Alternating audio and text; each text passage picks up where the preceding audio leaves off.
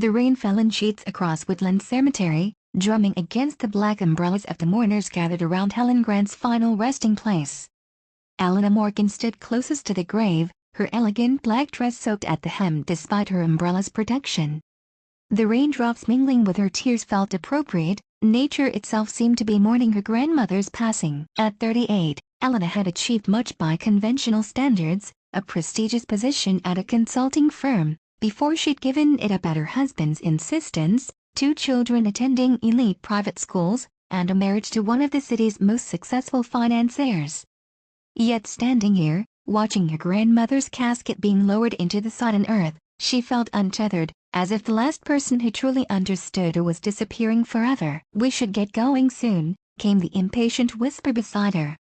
Richard Morgan, her husband of 15 years, checked his Patek Philippe watch for the 3rd time in as many minutes.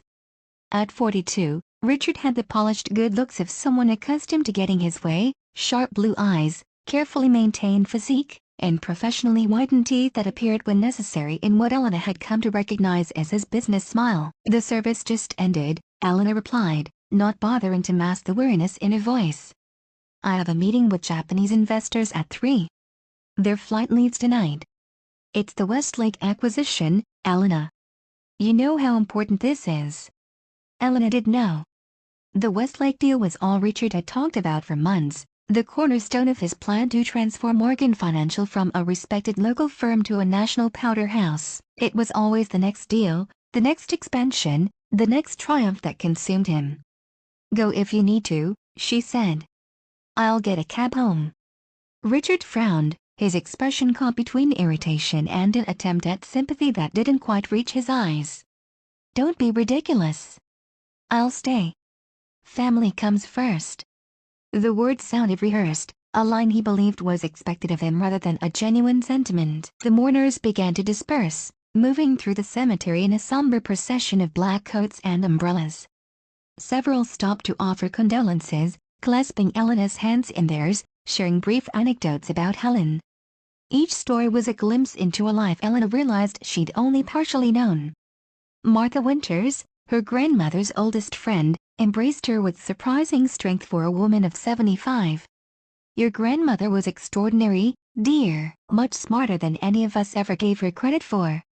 "She always said the same about you," Elena replied, managing a small smile. "Did she now?" Martha's eyes twinkled despite the solemnity of the occasion. "Well, I suppose we recognize something in each other. Women of our generation had to be clever in ways you young ones can't imagine." She squeezed Elena's hands once more before stepping back. "She loved you most of all, you know." Richard cleared his throat meaningfully, glancing again at his watch. As the cemetery emptied, a tall woman with silver-streaked black hair approached. Unlike the other mourners, she carried herself with a professional demeanor even in grief. She extended her hand to Elena. "I'm Diane Foster. I was your grandmother's attorney for the past 30 years. I'm so sorry for your loss." "Thank you for coming," Elena said, surprised. "I didn't realize Grandma had a personal attorney." A slight smile crossed Diane's face. Helen was a very private person in certain matters. "I'd like to speak with you when you're ready, no rush, but it's important." She handed Elena a business card with the embossed logo of Foster and Amp Associates.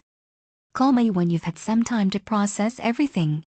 Richard appeared at Elena's side, slipping an arm around her waist in a gesture that felt more possessive than comforting. "Richard Morgan," he introduced himself with his practiced charm, "Elena's husband." "Yes, I know who you are, Mr. Morgan." Diane's tone was cordial but cool. "Your reputation precedes you." "All good things, I hope," Richard replied with his camera-ready smile. "Helen spoke of you," was all Diane said in response, before turning back to Elena. "Take your time, but do call me within the next week if possible. There are matters that require attention." As Diane walked away, Richard steered Elena toward the cemetery gates where their black Tesla waited, the chauffeur standing ready with an oversized umbrella. "What was that about?" Richard asked, his curiosity clearly piqued. "Did your grandmother have some secret fortune she was hiding?" He laughed at his own joke. Elena shook her head. I have no idea. Probably just her will. The apartment, maybe some savings. Well, don't get your hopes up, Richard said, helping her into the car. From what you've told me, Helen was comfortable but hardly wealthy. A retired secretary living in the same apartment for 50 years doesn't exactly scream hidden assets. The drive from the cemetery to their Beacon Hill home passed in silence. Elena watched the rain-blurred city through the window, her mind filled with memories of afternoons spent in her grandmother's cozy apartment, learning to bake or listening to stories of the old days, when Helen had worked at what she simply called the firm. Her grandmother had raised her after Elena's parents died in a car accident when she was just 8 years old. Helen had never remarried after her husband's early death, devoting herself instead to her career and her granddaughter. I need to stop by Grandma's apartment, Elena said as they approached their neighborhood. I should start sorting through her things. Richard sighed. Can't it wait? You're exhausted, and I need to prepare for my meeting. I can drop you off at home first. It won't take long. I just want to get some personal items before the property manager changes the locks. Elena's tone made it clear this wasn't a request. With obvious reluctance, Richard directed their driver to change course for the Back Bay area where Helen had lived for decades in a pre-war building that had once been fashionable but now stood as a dignified reminder of a bygone era, sandwiched between more modern developments. I'll wait in the car, Richard said when they arrived, already pulling out his phone to check emails. Try not to be too long. That place is probably full of dust and... Well, you know. Elena did know. Richard had visited her grandmother's apartment exactly twice in 15 years of marriage and had made his disdain for what he called Helen's hoarding tendencies abundantly clear. To Richard, the carefully preserved antiques, shelves of leather-bound books, and cabinets of what he dismissed as trinkets represented an outdated way of living that held no value in his aggressively forward-looking worldview. The familiar scent of lemon polish and lavender enveloped Elena as she unlocked the apartment door. Everything was exactly as it had been during her last visit 2 weeks ago, immaculately clean despite Helen's declining health. The wall clock in the hallway still ticked steadily, marking time as if nothing had changed. Elena moved through the room slowly, running her fingers over the furniture, picking up small objects that held personal significance, the silver letter opener Helen had used daily, a framed photograph of Elena's graduation, the antique compass that had belonged to her grandfather. Each item was a fragment of a life well lived, a life that had shaped her own in countless ways. In the small study that had been her grandmother's favorite room, Elena sat at the roll-top desk where Helen had written letters, paid bills, and managed what she had always referred to as her modest affairs. Opening the central drawer, Elena found it meticulously organized as expected, pens lined, paper clips in a small crystal dish, stamps in their designated holder. It was the bottom drawer that surprised her. Unlike the others, it was locked. Elena frowned, trying to remember if she'd ever seen her grandmother open this particular drawer. She couldn't recall it even being used. After a moment's hesitation, she began searching for a key, checking the obvious places, under the desk blotter, and the small decorative box on the bookshelf, taped to the underside of the drawer above. Nothing. She was about to give up when she noticed the antique compass she'd picked up earlier. It felt heavier than she remembered. Examining it more closely, she discovered that the base unscrewed to reveal a small key hidden inside. Clever, Grandma, Elena murmured, a sad smile touching her lips. The key fit perfectly into the drawer's lock. Inside lay a single manila envelope, yellowed with age, sealed and addressed simply, "For Elena, when I'm gone." Elena's hands trembled slightly as she broke the seal and removed the contents, a handwritten letter, a small red leather notebook, and what appeared to be stock certificates bound together with faded blue ribbon. The letter began in her grandmother's distinctive, elegant script, "My dearest Elena, if you're reading this, then I've finally run out of time. I hope I managed to say a proper goodbye, but if not, please know that loving you and raising you has been the greatest joy of my life. I've kept secrets from you, not out of lack of trust, but from long habit. Women of my generation learned early that silence and subtlety were often our most powerful tools in a world that underestimated us at every turn. What you hold in your hands is my legacy, not just to you, but of a life spent building something meaningful while the world looked elsewhere. Contact Diane Foster immediately." She has been my attorney, advisor, and friend for 30 years. She will explain everything about Halcyon Partners and what it means for your future. Remember that true wealth isn't measured in dollars but in how you use what you have to shape the world around you. I've done my part. Now it's your turn. All my love, Grandma Helen. Elena read the letter twice more, her confusion growing. Halcyon Partners? Stock certificates? This didn't align with anything she knew about her grandmother, the retired executive secretary who had lived frugally, clipped coupons, and occasionally treated herself to theater tickets. The red notebook contained columns of numbers, dates, and abbreviated notes spanning decades. Though Elena had a finance background from her years in consulting, the shorthand system Helen had used made it difficult to decipher the exact meaning. Some entries were marked with stars or underlined multiple times, others had question marks or small annotations in the margins. The stock certificates were even more bewildering. They indicated substantial ownership in something called Halcyon Partners, Limited, dated 1962, years before Elena was born.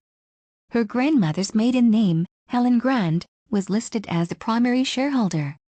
Elena's phone buzzed with a text from Richard, meeting in 45 minutes. Wrap it up. She quickly gathered the envelope and its contents, along with the personal items she'd set aside earlier.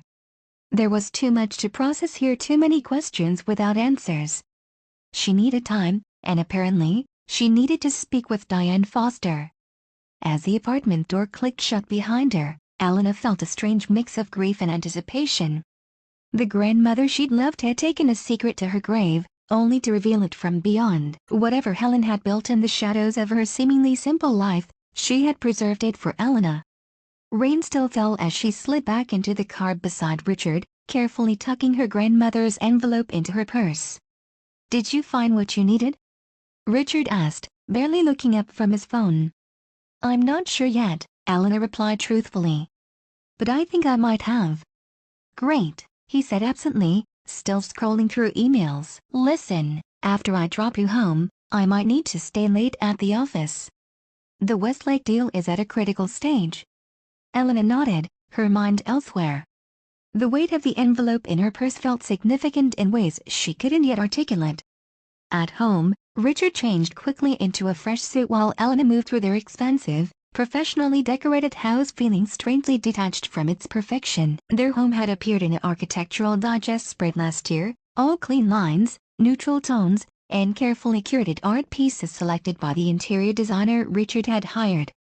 Nothing like the warm, lived-in feel of her grandmother's apartment with its mismatched furniture and meaningful mementos. "There's leftover salmon in the fridge," Richard said, adjusting his tie in the hallway mirror. "Don't wait up. These negotiations could run late." He kissed her cheek perfunctorily. "And don't worry about coming to the office tomorrow. Take some time. Grieve. Whatever you need." His tone made it clear that, whatever you need had a time limit attached. Richard Morgan's sympathy, like his attention, was a limited resource allocated efficiently. As the front door closed behind him, Elena went to her home office, a room she really used since giving up her career to focus on what Richard called family priorities, which somehow always seemed to revolve around his schedule and needs. She locked the door, an unusual action in her own home, and spread the contents of Helen's envelope across her desk. The stock certificates indicated that Helen Grant had been the founding partner of Halcyon Partners, with 51% ownership. The dates align with when her grandmother would have been in her early 30s, a time when Elena had always been told Helen was just a secretary at an investment firm. With shaking hands, Elena reached for her phone and dialed the number on Diane Foster's business card. "Foster speaking," came the crisp response after a single ring. "This is Elena Morgan. I found my grandmother's envelope. I think we need to talk." A pause, then, "I've been waiting for your call. How soon can you come to my office?" "Would tomorrow morning work?" "Perfect. 9 o'clock. And Elena?" Diane's voice softened slightly. "Prepare yourself. Your grandmother was a remarkable woman, in ways I think will surprise you." After ending the call, Elena sat motionless, staring at the red notebook with its columns of figures. Something significant had been happening right under her nose her entire life. Her grandmother, The woman who had taught her to save birthday money in a piggy bank, who had encouraged her to pursue education as the one thing no one can take from you, had apparently been leading a double life as what? An investor? A business owner? Elena thought of Richard, currently charming Japanese investors with projections of Morgan Financial's inevitable success, and of his dismissive attitude toward her grandmother's modest lifestyle. A strange sensation stirred within her, something between amusement and vindication, though for what, she wasn't yet sure. She carefully returned everything to the envelope and placed it in her desk drawer, locking it securely. Tomorrow would bring answers, but tonight, she allowed herself to sit with the mystery, with the faint ghost of her grandmother's knowing smile hovering at the edges of her memory. "What did you do, Grandma?" she whispered to the empty room. "And why didn't you ever tell me?" Outside, the rain finally stopped, leaving the city washed clean as darkness fell. Elena turned off the light and went to bed early, for once not waiting up for Richard's late return. Sleep came surprisingly easily, and she dreamed of compass points spinning, always returning to true north. The Foster and Amp Associates law firm occupied the top floor of a restored 19th-century building in the financial district. Elena arrived 15 minutes early for her 9 o'clock appointment, having slipped out of the house while Richard was still in the shower. She'd left a note mentioning a lunch with Martha, her grandmother's friend, a small deception that made her uncomfortable but felt necessary. Until she understood what Helen's legacy truly entailed, Elena preferred to keep it private, especially from Richard. The reception area was understated but elegant, with leather chairs and original artwork that spoke of old money and discretion. The receptionist escorted her directly to Diane Foster's corner office, a space dominated by floor-to-ceiling bookshelves and windows overlooking the harbor. Diane rose from behind her desk when Elena entered. Today, the attorney looked every bit the powerful legal mind she apparently was, charcoal suit, minimal jewelry, and an air of complete competence. "Thank you for coming," Diane said, gesturing to a seating area by the windows rather than the more formal arrangement in front of her desk. "I've ordered coffee. I remember Helen mentioning you prefer it with just a splash of cream, no sugar." "You seem to know a lot about me," Elena observed, setting her bag containing Helen's envelope on the coffee table between them. Diane's expression softened. "Helen spoke of you constantly. She was extraordinarily proud of you, your education, your career achievements before marriage, and especially your resilience. She said you reminded her of herself at your age." A young associate delivered a tray with coffee and pastries, then discreetly withdrew, closing the door behind him. "I imagine you have questions," Diane said once they were alone. Elena removed the envelope from her bag. "About 1,000,000 of them. Starting with this. Halcyon Partners? Stock certificates? A company I've never heard of? My grandmother was a secretary at Blackwell Investments until she retired 20 years ago. At least, that's what I always believed." Diane smiled. Helen was indeed a secretary at Blackwell, initially. She started there in 1955, one of the few women in the office who wasn't a receptionist or telephone operator. By 1960, she was executive secretary to William Blackwell himself. "That much I knew," Elena said, accepting the coffee Diane offered. What most people didn't know, what Helen deliberately concealed, was that she had an extraordinary mind for numbers and investment strategy. She noticed patterns in market movements, predicted trends before they happened, and began making small personal investments based on her observations. She never mentioned any of this to me. Diane nodded.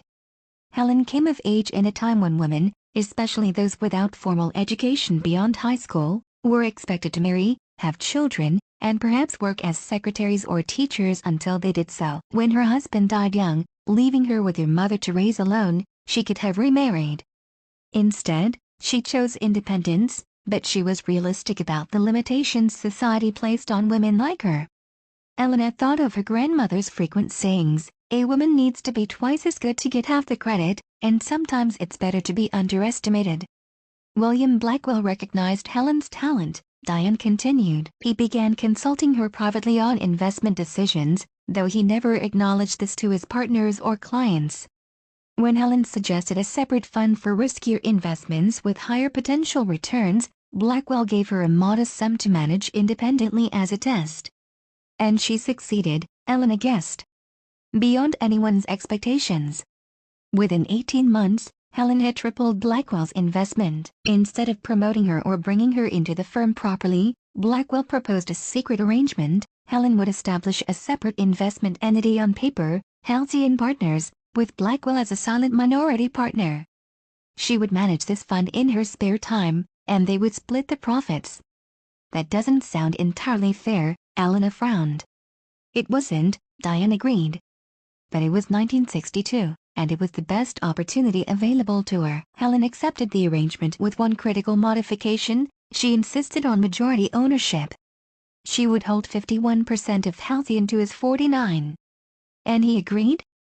Reluctantly. But Helen had leverage. She knew exactly how valuable her investment insights were to him personally. What began as a modest side operation gradually became significant. Helen reinvested most of her earnings back into Halcyon, expanding cautiously but consistently. Elena's mind was racing, but she lived so simply. Her apartment, her clothes, her lifestyle. Nothing suggested she had substantial wealth. Your grandmother was shaped by the Great Depression and personal tragedy. Outward displays of wealth meant nothing to her. Security, independence, and the quiet satisfaction of building something meaningful, those were her values. Diane paused, taking a sip of her coffee. And there was another factor. Helen discovered early on that wealthy women attracted unwanted attention, from gold diggers, from scammers, even from legitimate financial advisors who assumed they could easily manipulate a woman's money. So she hid in plain sight, Elena murmured. Precisely.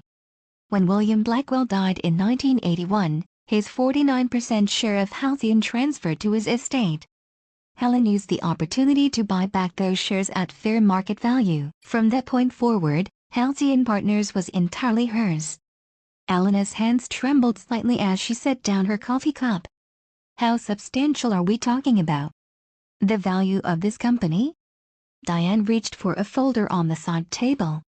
As of last month's valuation, Halcyon Partners holds assets under management totaling approximately $38 million. The room seemed to tilt momentarily. 38 million, Elena repeated, her voice barely above a whisper. Your grandmother built her fortune methodically over 6 decades, focusing on long-term investments in industries she understood.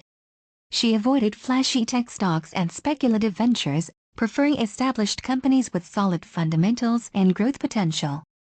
She was particularly interested in women-owned businesses and allocated a substantial portion of Halcyon's investments to supporting female entrepreneurs when that was distinctly unfashionable in financial circles. And no one knew? All these years? A small circle.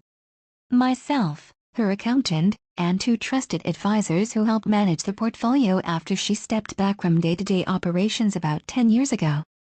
Helen was adamant about maintaining her privacy. Even from me, Elena said, a hint of hurt in her voice. Diane leaned forward. Elena, I asked her the same question once. Why not tell you? She said she wanted you to forge your own path without the shadow of expectations or wealth hanging over you. She was immensely proud when you earned your MBA and established your consulting career on your own merits. Elena remembered her grandmother's quiet support through college and business school, the modest scholarship checks that supplemented her student loans. Had that money come from Halcyon all along? And now? She asked. What happens to Halcyon Partners now? That's entirely up to you, Diane said. Helen's will is unambiguous. She has left you everything, 100% ownership of Halcyon Partners, all associated assets, her apartment and personal possessions, and a separate trust containing approximately $3 million in more liquid investments. Elena exhaled slowly, struggling to integrate this new reality with everything she had believed about her life and her grandmother. I don't know the first thing about running an investment firm. You don't have to make any immediate decisions. The current management team is excellent. Helen selected them personally. They can continue operating Halcyon exactly as it has been while you consider your options. Diane handed her a thick folder. This contains the formal documentation of your inheritance, information about Halcyon's current investment portfolio, and Helen's personal instructions for you, which she updated annually. Elena accepted the folder, momentarily overwhelmed. Does Richard know about any of this? Did Helen ever discuss Halcyon with him? A carefully neutral expression settled on Diane's face. Not to my knowledge. Helen was reserved in her opinion of your husband. You can be candid, Elena said. I'm aware my grandmother and Richard didn't exactly connect. Helen was concerned about certain aspects of your marriage, Diane admitted. Particularly after you gave up your career at Richard's insistence. She respected your choices but worried that you were sublimating your talents and ambitions to support his. The observation stung with its accuracy. Elena had indeed stepped back from a promising career at a top consulting firm when Richard's business began to expand. What had initially been framed as a temporary arrangement to help with their young children had gradually become permanent, with Richard emphasizing the importance of having a spouse who could manage their domestic affairs and social obligations properly while he built Morgan Financial. There's something else you should know, Diane continued after a moment. Helen instructed me to tell you that she had Halcyon's analysts conduct a thorough assessment of Morgan Financial's position 6 months ago. Elena's attention sharpened. Why would she do that? She was concerned about patterns she was seeing in your husband's business strategy, specifically, his aggressive expansion plans and increasing leverage. The assessment confirmed her worries. What did it find? Diane produced another, thinner folder. Morgan Financial is overextended. The Westlake acquisition your husband is pursuing would require substantially more capital than the company currently has access to. He's seeking external financing, but the terms being offered are unfavorable, primarily because Morgan Financial's existing debt load is already problematic. Elena thought of Richard's recent late nights, his increased irritability, the tense phone calls behind closed doors. He had attributed it all to the complexities of the Westlake deal, but had never suggested there were fundamental problems with financing. Are you saying Morgan Financial is in trouble? Not irretrievably, yet. But Richard is walking a dangerous line. One significant market downturn or failed acquisition could trigger a cascade of financial problems. Helen wanted you to have this information, not to interfere, but to be prepared if circumstances deteriorated. Elena sat back, processing this revelation alongside everything else she'd learned in the past hour. Her grandmother, the supposedly simple, retired secretary, had been secretly investigating her husband's business while simultaneously preparing to leave Elena a multi-million-dollar company. I need time to think, she said finally. This is a lot. Of course, Diane agreed. Take whatever time you need. Helen established a provisional management structure that can run Halcyon indefinitely. There's no pressure to make immediate decisions. She hesitated before adding, except perhaps regarding how much to share with Richard, and when. That's a personal choice only you can make. Elena gathered the folders and placed them carefully in her bag. I'd like to meet the Halcyon management team. And see the offices.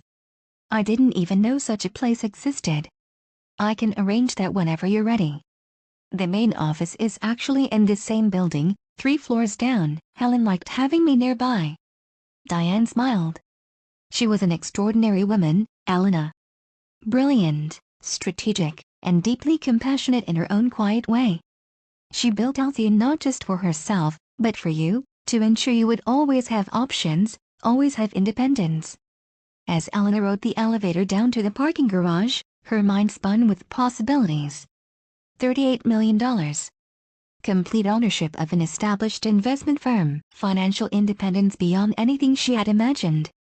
And the knowledge that her grandmother, the woman who had raised her, who had seemed so conventional on the surface, had secretly been a financial powerhouse all along.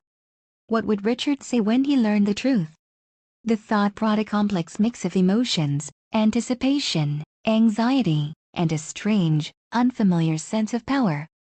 For the next week, Elena lived a double life. Mornings were spent with Diane and the Halcyon Partners management team, 3 seasoned investment professionals who had worked with Helen for years and clearly respected her methodical, disciplined approach to wealth building.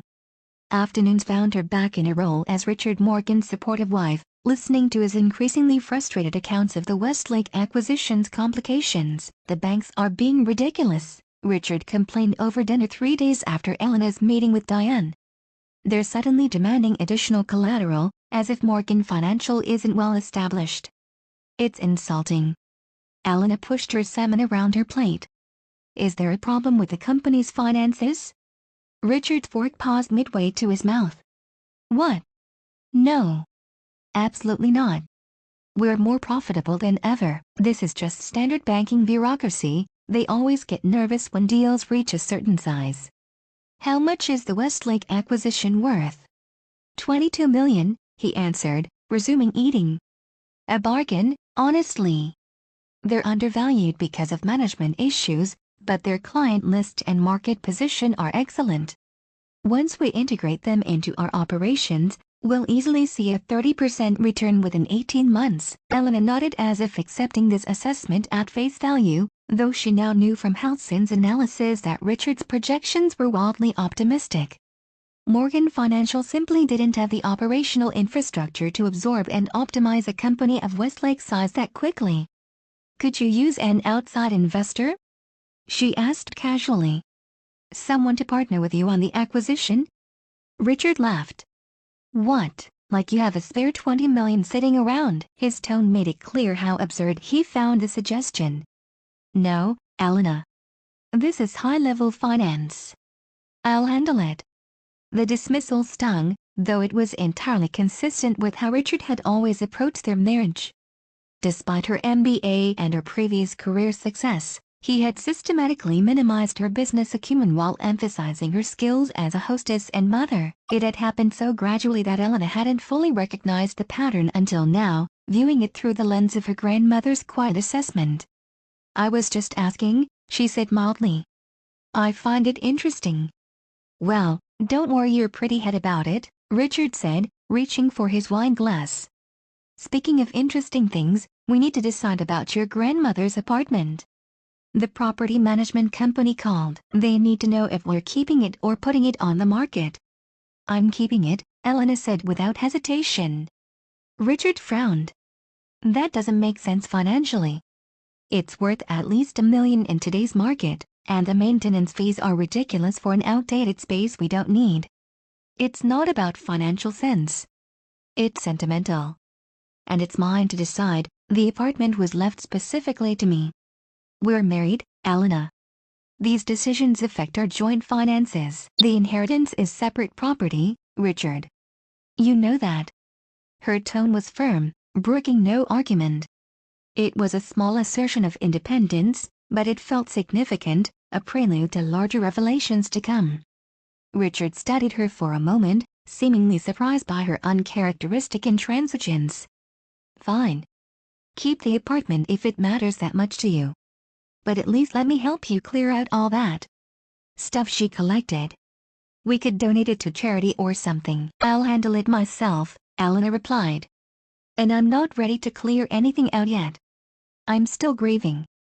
Later that night, as Richard slept beside her, Elena opened her laptop and reviewed the detailed Halcyon analysis of Morgan Financial's precarious position. The report was comprehensive and damning. Richard had leveraged the company to its limit, borrowing against assets that were themselves financed through earlier loans. While not technically insolvent, Morgan Financial was vulnerable to any market fluctuation or delay in projected revenue. The Westlake acquisition represented both Richard's greatest opportunity and his greatest risk. If successful on his terms, it could potentially stabilize the company's position through access to Westlake's more liquid assets and client base. If the financing fell through or the integration proved more costly than anticipated, Morgan Financial could face a liquidity crisis within months. Elena closed the laptop, her decision crystallizing. She would not reveal her inheritance to Richard, not yet. First, she needed to understand Halcyon fully and establish her authority within the company her grandmother had built. She needed to become the woman Helen had always believed she could be, confident, strategic, and in control of her own destiny. By the third week after Helen's funeral, Elena had established a new routine. Mornings at Halcyon, ostensibly time spent organizing her grandmother's affairs. afternoons managing household matters and maintaining her social obligations as Mrs. Richard Morgan. She had persuaded the Halcyon team to schedule meetings around her availability, emphasizing her need for discretion during this transition period. David Chen, Helen's hand-picked CEO for Halcyon, proved particularly helpful in translating the complexities of the investment portfolio into terms Elena could readily grasp, building on her business school background. "Your grandmother was methodical about documentation," he explained during their fourth meeting. "She kept this journal for decades, recording not just investment decisions but her rationale behind them." He handed Elena a newer version of the red leather notebook she had found in her grandmother's desk, one of apparently many such journals spanning Helen's career. Her philosophy was distinctive, Chen continued. She believed in what she called patient capital, investments held for years or even decades, in companies with solid fundamentals and ethical leadership. She was particularly interested in businesses addressing long-term social needs, healthcare, education, sustainable infrastructure. "Not exactly get rich quick," Elena observed. "Quite the opposite. Helen used to say, wealth built slowly is wealth built strongly." She avoided trendy investments and market fads. It sometimes meant Halcyon's returns weren't as flashy as more aggressive firms during boom periods, but it also meant we weathered downturns better than most. The 2008 financial crisis barely touched us when other investment firms were imploding. Elena thought of Richard's approach to business, his emphasis on rapid expansion, market domination, and aggressive leveraging to fuel growth. The contrast with Helen's patient, principled strategy could hardly be starker. "I want to understand everything," she told Chen. "Not just the investment portfolio, but the operational structure, client relationships, company culture, all of it. I know I can't become an expert overnight, but I need to grasp enough to make informed decisions." Chen looked pleased. "That's exactly what Helen hoped you would say. She left detailed instructions for your onboarding process, assuming you would want to take an active role. We can start whenever you're ready." That evening, as Elena prepared for one of Richard's client dinners, she received an urgent text from him: "Japanese investors backed out. Westlake deal in jeopardy." "Don't wait up." She attended the dinner alone, making apologies for Richard's absence to their friends and associates. As she moved through the evening with practiced social grace, part of her mind remained fixed on the implications of the failed financing. According to Halcyon's analysis, Richard had few remaining options for securing the capital needed for Westlake. His carefully constructed financial house of cards was beginning to wobble. Richard didn't return home until after midnight. Elena, still awake and reading one of Helen's investment journals in bed, heard him enter their bedroom with unsteady steps. "The deal's dead," he announced without preamble, loosening his tie with jerky movements. The faint smell of scotch hung around him. "Those risk-averse bastards pulled out at the last minute. Said they had concerns about our leverage ratios. As if they understand the first thing about my business strategy." "I'm sorry," Elena said, closing the journal and setting it aside. "What happens now?" "I'll find other investors. Morgan Financial is too well respected to fail because of one setback." His confident tone didn't quite mask the undercurrent of anxiety. "There are other options. Alternative lending sources. Private equity might be interested." Elena knew from her recent education at Halcyon that private equity involvement would come at a steep price, likely demanding significant ownership stakes and management control in exchange for the needed capital. Richard would resist such terms fiercely. His identity was too wrapped up in being the sole decision-maker at Morgan Financial. "Could you scale back?" she suggested. "Maybe pursue a smaller acquisition first, then build toward Westlake later?" Richard's expression hardened. "That's not how this works, Elena. Westlake is available now. If we don't move, someone else will. Besides, scaling back would signal weakness to the market." He yanked off his tie completely. "This is exactly why I don't discuss business details with you. You don't understand the complexities involved." The casual dismissal, one of countless similar moments throughout their marriage, struck Elena differently now. Where once she might have accepted his assessment of her business acumen, she now recognized it as both inaccurate and deliberately belittling. Her grandmother's legacy had given her not just financial resources but a new perspective on her own capabilities and worth. "Perhaps I understand more than you think," she said quietly. Richard, already moving toward the bathroom, either didn't hear or chose to ignore her comment. The sound of running water soon filled the silence between them. Elena reopened Helen's journal, turning to an entry from nearly 15 years ago, around the time Elena had first introduced Richard to her grandmother. Helen had written, "Met E's new boyfriend today. Ambitious, certainly handsome, but something concerning in how he speaks over her, how quickly he dismisses ideas not his own. Reminds me of William Blackwell, brilliant in some ways, blind in others. Hope I'm wrong."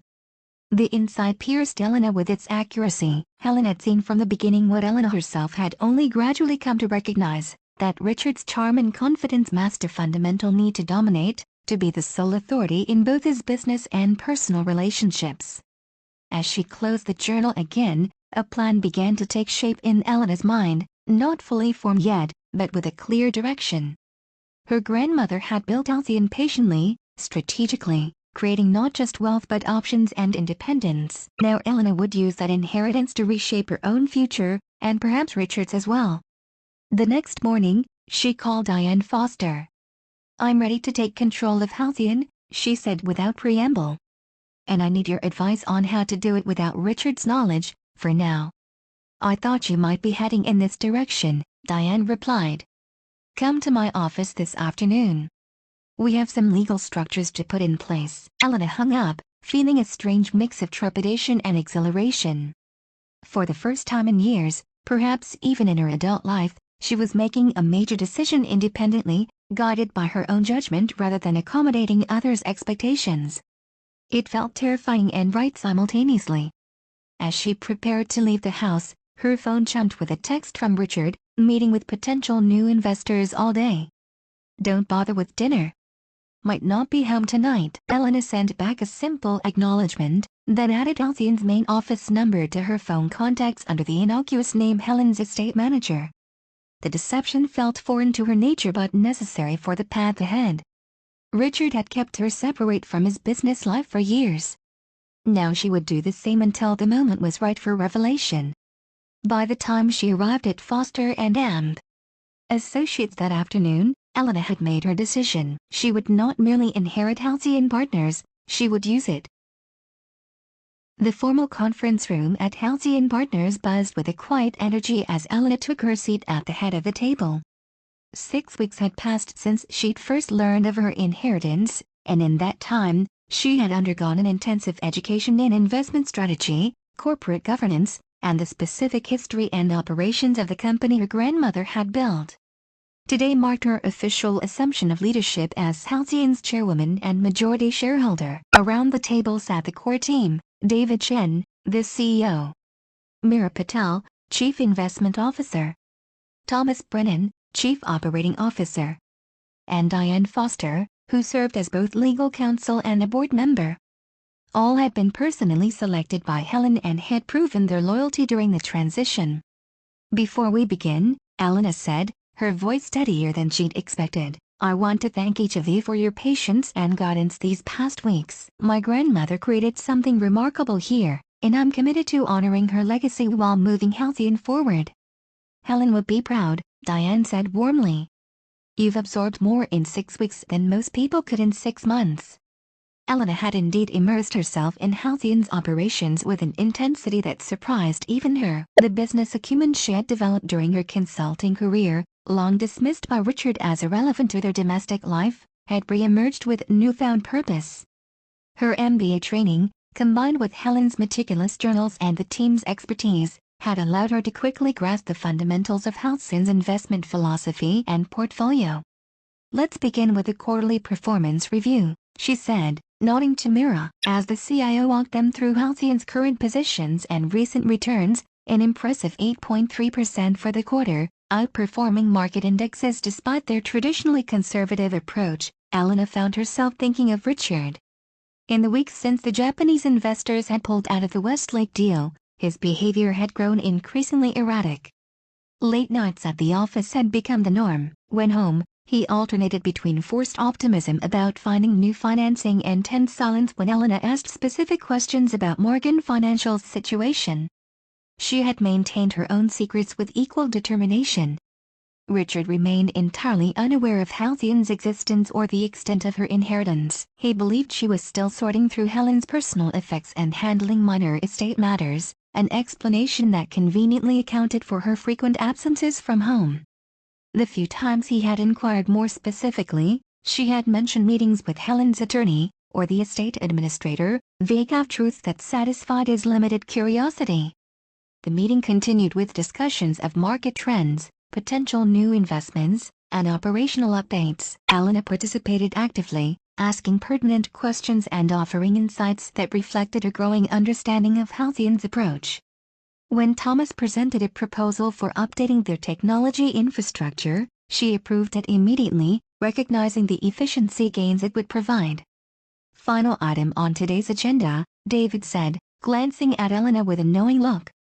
"The special analysis we commissioned on Morgan Financial Services." Elena straightened in her chair. This was the real reason she had called the meeting. Beyond formally assuming a role as chairwoman, she needed Halcyon's expertise for the next phase of her plan. "As you're all aware," she began, choosing her words carefully, "Morgan Financial is owned by my husband, Richard Morgan. What you may not know is that the company is facing significant financial challenges due to overleverage and an aggressive expansion strategy. My grandmother had Halcyon conduct an initial assessment 6 months ago, which raised concerns about its stability. I've requested an updated analysis to determine whether the situation has deteriorated further." Mira tapped her tablet, sending a document to the screen at the front of the room. "Our analysis confirms your concerns. Morgan Financial's position has worsened considerably in the past 2 months. After the Japanese investment group withdrew, they approached 7 other potential funding sources, all of which declined involvement after due diligence." The screen displayed a chart showing Morgan Financial's debt-to-equity ratio climbing steeply over the past year, far exceeding industry norms. "They're currently operating on emergency lines of credit with punitive interest rates," Mira continued. "The Westlake acquisition, which Richard Morgan has positioned as essential to the company's growth strategy, appears to be officially dead as of last week. Westlake's board voted to pursue other options." Elena absorbed this information with a strange sense of detachment. Part of her felt a wife's instinctive concern for her husband's business struggles. Another part, the newly awakened businesswoman, analyzed the situation with cool objectivity. "What's the runway?" she asked. "Without significant intervention, our models suggest Morgan Financial will face a liquidity crisis within 45 to 60 days, Thomas replied. "They have major loan payments coming due in August that they currently lack the cash flow to cover. Their client base remains strong, and their core business model is fundamentally sound, but the aggressive expansion has left them dangerously exposed." "And Richard's options?" Elena pressed. "Limited," David said bluntly. "Traditional banks won't extend further credit given their current ratios. Private equity would demand controlling interest plus significant management changes, essentially pushing Richard out of his own company. Asset sales could provide temporary relief but would undermine long-term revenue potential. So without an angel investor or miraculous market shift, Morgan Financial is headed for." Elena let the question hang. "Bankruptcy," Diane finished. Chapter 11 reorganization would be the likely path. The company would continue operations while restructuring debt, but creditors would have significant influence over its future direction. Assets would likely be sold to satisfy obligations. Richard would almost certainly lose control, possibly retaining only a minority stake if anything at all. Elena nodded, processing the information with a calmness that belied her inner turmoil. This was her husband's company, the achievement he was most proud of, the entity around which he had built his entire identity. Its collapse would devastate him professionally and personally. Yet he had deliberately kept her in the dark about its precarious state, treating her as incapable of understanding or contributing to solutions. "I have a proposal," she said after a moment of reflection. "I'd like Halcyon to prepare for a potential acquisition of Morgan Financial's assets, should they indeed enter bankruptcy proceedings. The statement hung in the air for several seconds before Diane responded. Elena, while that's certainly possible from a financial perspective, I need to address the ethical and legal considerations. As Richard's spouse, your involvement in such an acquisition could raise conflict of interest questions. There are ways to structure it properly, but we would need to proceed with absolute transparency and appropriate firewalls. I understand, Elena said. I'm not suggesting anything covert or improper. If Morgan Financial enters bankruptcy, it will be due to Richard's business decisions, not any action on my part. I simply want Halcyon to be prepared to make a fair market offer for the assets if the opportunity arises. The company has value, a strong client base, talented advisors, solid infrastructure. Under different management and with proper capitalization, it could thrive. David leaned forward. From a business perspective, there's merit to the idea. Morgan Financial's core operations align reasonably well with certain aspects of our portfolio. The valuation would need to be extremely careful given your personal connection, but if done properly, it could be a sound investment. With appropriate legal structures and independent valuation, Diane added, still looking concerned. That's all I'm asking for now, preliminary analysis and preparation, Elena said. No action unless circumstances make it appropriate. And if we do move forward, everything must be done with absolute propriety. I want no grounds for anyone to question the legitimacy of the transaction. The team spent the next hour discussing the potential acquisition in more detail, possible structures, valuation methodologies, integration considerations. Elena absorbed it all, her mind simultaneously processing the business implications and the personal ramifications. By the meeting's end, they had established a clear framework for moving forward cautiously. As the others gathered their materials to leave, Diane asked Elena to stay behind. Are you certain about this, Pat? She asked once they were alone. Acquiring your husband's company, even through a legitimate bankruptcy process, will have profound implications for your marriage. Elena gazed out the window at the city skyline, considering her response carefully. My marriage changed long before the situation developed, she finally said. Richard and I have been living parallel lives for years, his centered on Morgan Financial, mine increasingly hollow as I surrendered my own ambitions to support his. Finding out about Halcyon, about what my grandmother built while everyone underestimated her. It's changed my perspective on everything, including my relationship with Richard. Have you considered simply investing in Morgan Financial directly? Diane suggested. You could provide the capital Richard needs while negotiating for a role in the company. It might be a less adversarial approach. Elena shook her head. I've thought about that option extensively. The problem isn't just financial, it's fundamental to who Richard is. He would never accept me as a true partner in his business.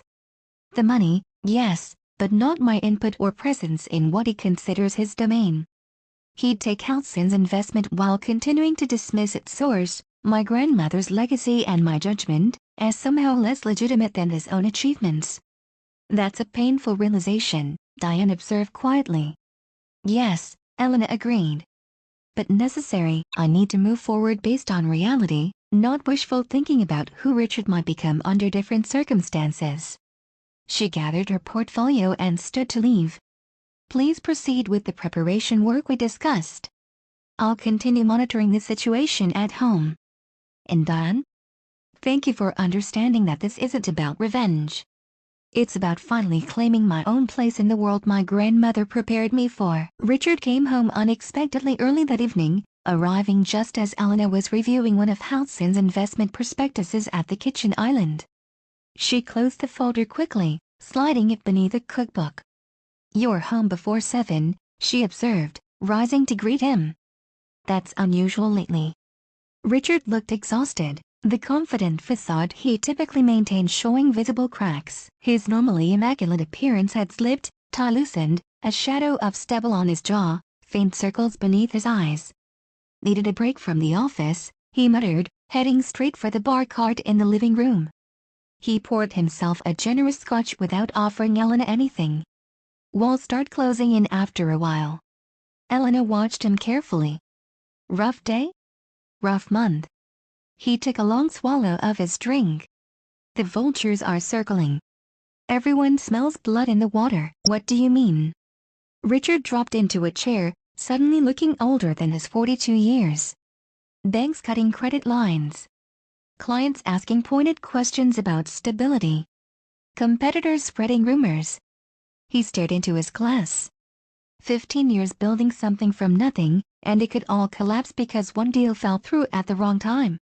The raw vulnerability in his voice caught Elena off guard. This was a side of Richard she rarely glimpsed, the uncertainty beneath the supremely confident exterior.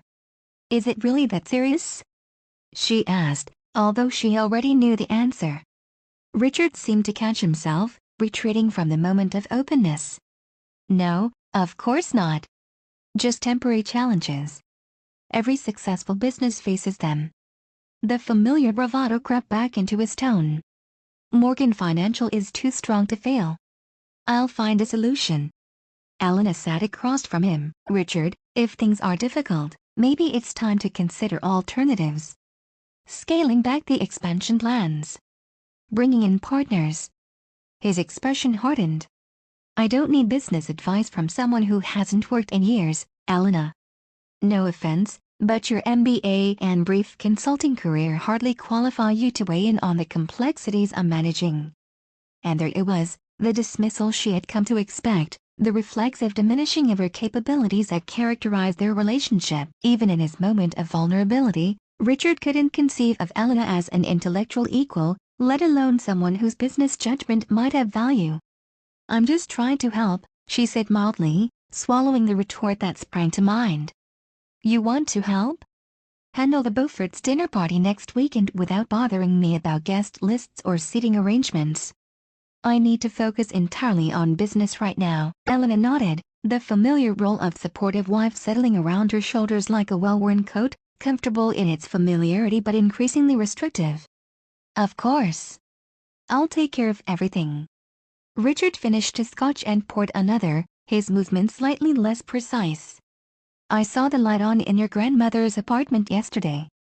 The windows were visible from where I had lunch. Are you still sorting through her things?" Elena tensed slightly. She had indeed been at the apartment, reviewing some of Helen's personal papers that she'd moved there for privacy. "Yes, there's a lot to go through. Helen kept everything." "Waste of your time," Richard said dismissively. "Hire someone to clear it out. Donate whatever's salvageable, trash the rest. These are my grandmother's personal possessions, Richard. The woman who raised me. I'll take whatever time I need." He shrugged, already losing interest in the topic. "Suit yourself. Just seems like dwelling in the past when there are more pressing concerns." He checked his phone, frowning at whatever he saw on the screen. "I need to make some calls. Don't wait up for dinner." As he headed toward his home office, Elena remained in the living room, contemplating the conversation. Each interaction with Richard seemed to reinforce the growing distance between them, a gap widened not just by their separate secrets but by fundamentally different values and worldviews. Helen's voice seemed to whisper from her journals, "The truest wealth is the freedom to choose your own path." Elena was beginning to understand the profound wisdom in that perspective. 3 weeks later, the situation at Morgan Financial reached its breaking point. Elena learned of the development not from Richard, who had grown increasingly remote, often sleeping in his office and communicating primarily through brief texts, but from David Chen at Halcyon. "Morgan Financial missed a major loan payment yesterday," he informed her during their morning call. "The primary lender has issued a default notice. They have 10 business days to cure the default before the lender can pursue remedies, including calling in the entire loan balance." "How much are we talking about?" Elena asked, though Halcyon's analysis had already given her a good estimate. "The immediate payment due is $2.8 million.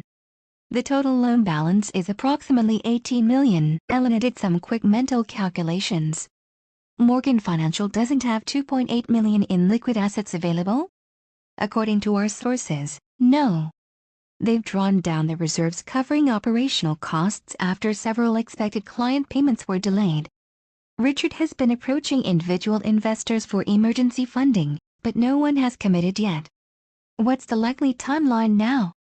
If they can cure the default within the 10-day window, the lender will probably move quickly. They could petition for an involuntary bankruptcy filing or pursue a judicial foreclosure on Morgan Financial's assets.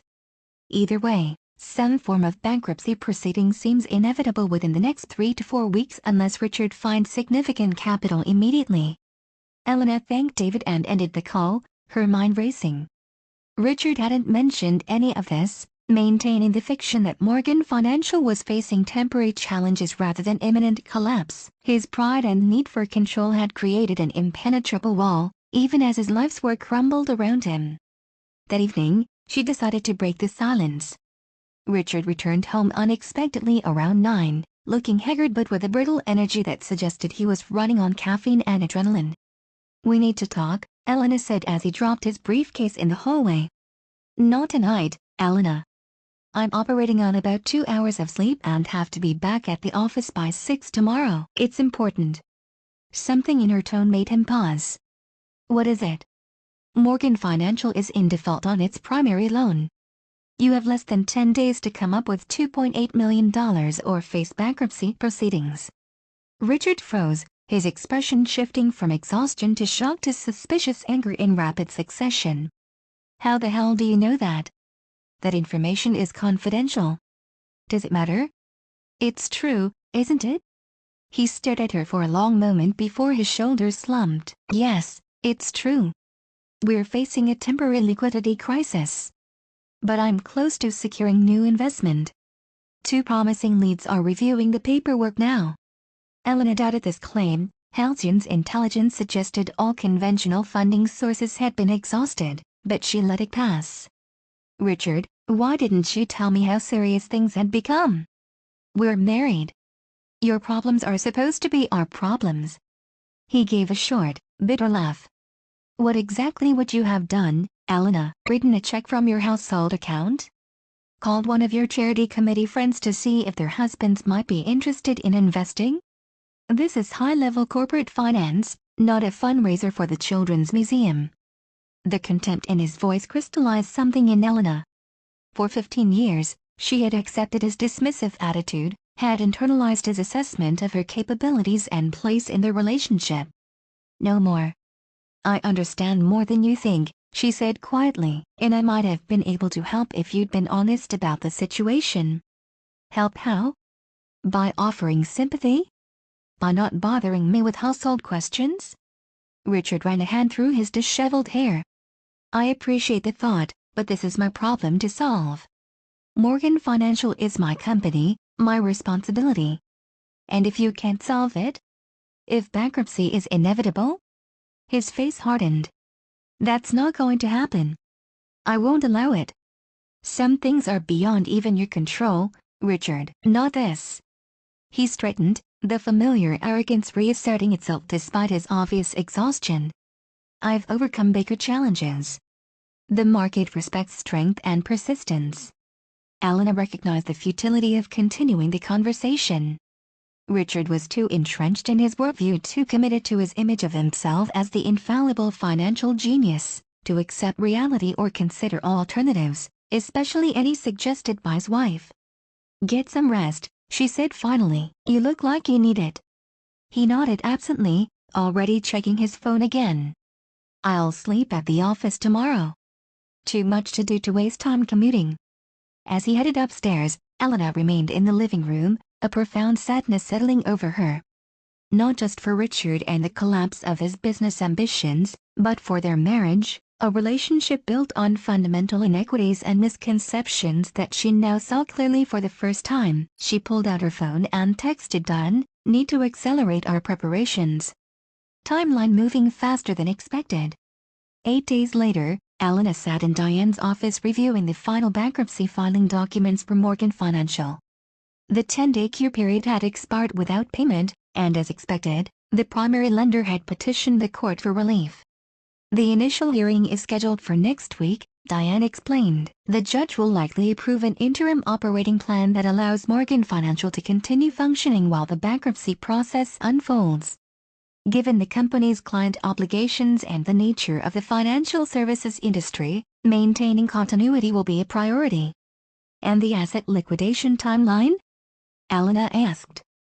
Assuming a standard Chapter 11 process, approximately 60 to 90 days before major assets are offered for sale either individually or as a package, the court will appoint a trustee to oversee the process and ensure maximum value for creditors. Elena nodded, the business considerations momentarily overshadowed by personal ones. Richard still doesn't know about Halcyon, about any of it. Diane's expression was sympathetic but practical. At this point, Elena, you need to consider your legal position carefully. As Richard's spouse, you have certain obligations regarding disclosure of assets in a bankruptcy proceeding that involves him as an individual. Morgan Financial is a separate legal entity, but there could be complications if Richard personally guaranteed any of the company's debts, which is common in privately held firms. He did, Elena confirmed. For the primary loan and several others.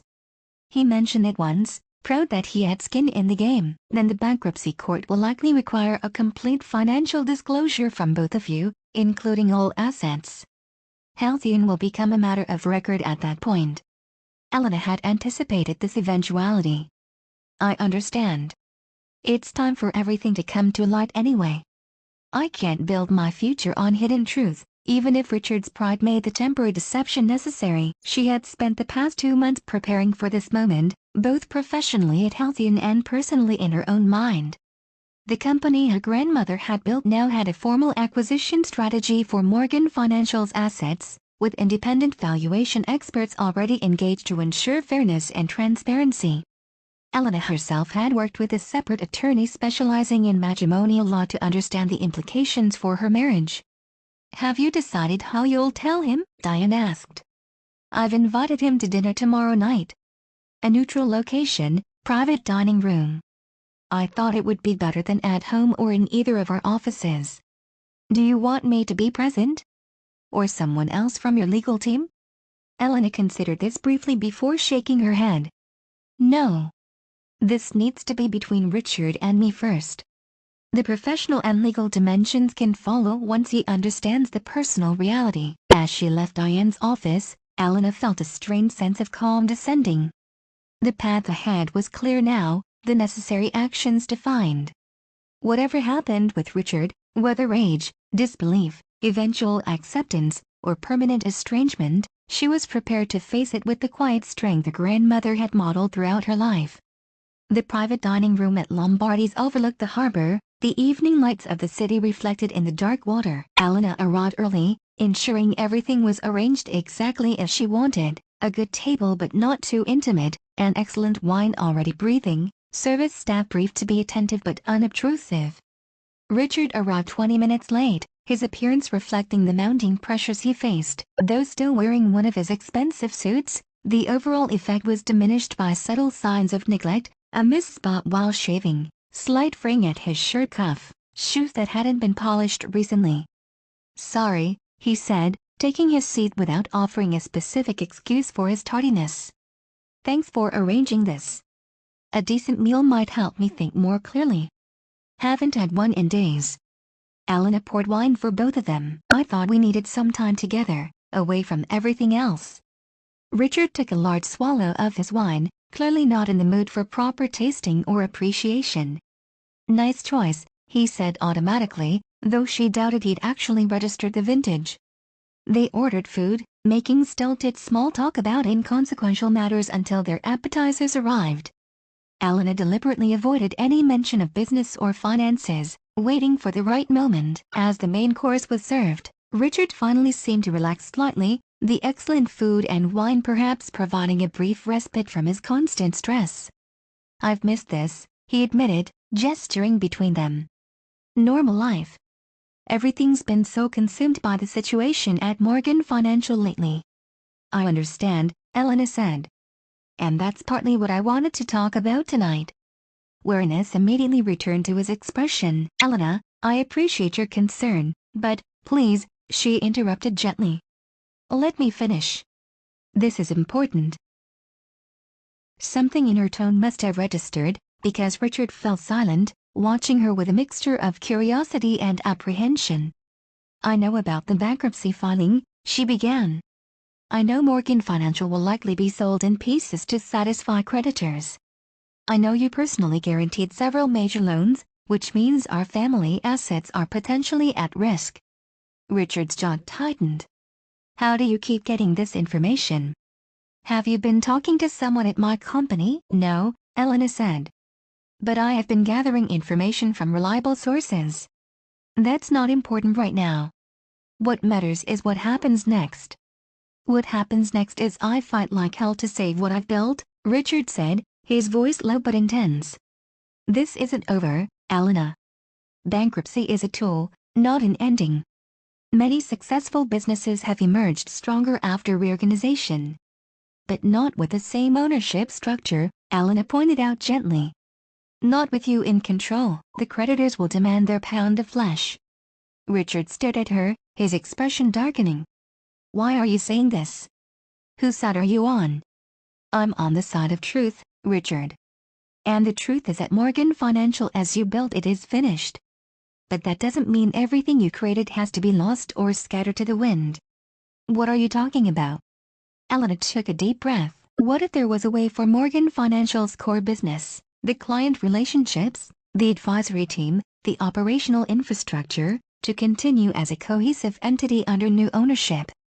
Different from what you envisioned, yes, but preserving much of what you built? Suspicion crept into Richard's eyes. You're talking as if you know something I don't. Is someone planning to bid on the company? One of my competitors? Not a competitor, Elena said, meeting his gaze steadily. Halcyon Partners. Never heard of them. Some private equity vulture? No. A private investment firm founded in 1962. Conservative, patient capital approach. Excellent track record through multiple market cycles. Currently managing assets of approximately $40 million. Richard frowned. How do you know so much about this Halcyon Partners? And why would they be interested in Morgan Financial? The moment had arrived. Elena set down her wine glass deliberately. Because I control Halcyon Partners, Richard. I'm the majority shareholder and chairwoman of the board. The statement hung in the air between them, Richard's expression moving from confusion to disbelief. That's not possible, he finally said. You don't. You haven't. Haven't what? Worked in finance? Run a company? Had $40 million at my disposal? Elena kept her voice level, free from the accusation or triumph that might have colored it. All of those things are true now, whether you find it believable or not. Richard's face flushed. Is this some kind of joke? Because if so, it's in extremely poor taste given what I'm dealing with. It's not a joke. Elena reached into her handbag and removed a bound document, sliding it across the table. This is Halcyon's most recent quarterly report. My grandmother, Helen Grant, founded the company 60 years ago. She left it to me when she died. Richard stared at the document without touching it, as if it might burn him. Your grandmother, he repeated slowly. The secretary. With her costume jewelry and knickknacks.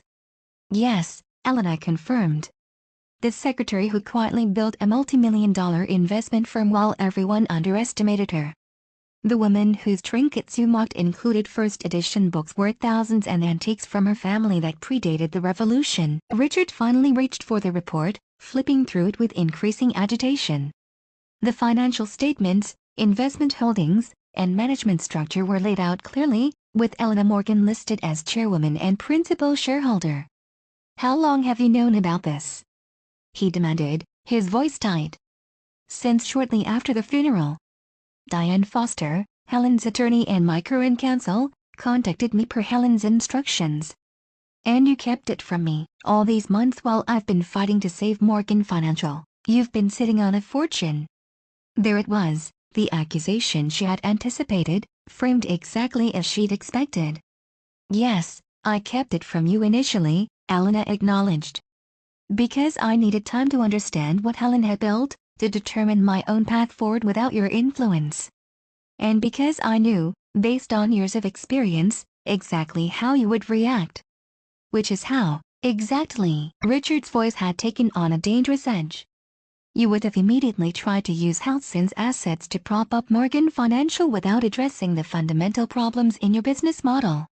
You would have dismissed my role as anything but a convenient source of capital. You would have expected me to hand over control of my inheritance while continuing to exclude me from any meaningful participation in decisions. Richard slammed the report closed. You don't know that. Don't I? Elena challenged softly. In 15 years of marriage, when have you ever treated my business judgment as equal to yours? When have you ever fully included me in any significant financial decision? When have you not dismissed my opinions on complex matters with that particular tone you use?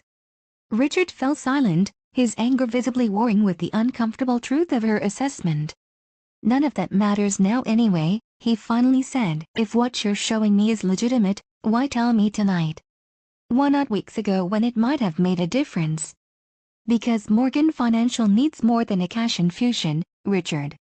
It needs structural change, a different approach to risk and growth, new leadership perspectives. None of which you would have accepted from me before the bankruptcy made it inevitable. So instead you'll swoop in like some avenging angel and buy the scraps of my life's work at bankruptcy auction. The bitterness in his voice was palpable. Is that your grand plan? Your revenge for what? Not taking your business advice? Not appreciating your grandmother's trinkets enough? Elena shook her head, maintaining her composure despite his increasing agitation. This isn't about revenge, Richard. It's about salvaging value, for Morgan Financial's clients, for its employees, and yes, for us too. Halcyon Partners has developed an acquisition plan that would keep the core business intact, maintain client relationships, and preserve most jobs. Under your control. Not mine. Under Halcyon's management structure, which includes experienced professionals. You could maintain a role, Richard, if you were willing to work within a different paradigm. He gave a harsh laugh. As what? The founder's husband? A figurehead trotted out at client events as a senior advisor with significant client relationship responsibilities. Your expertise and client connections have genuine value, Richard.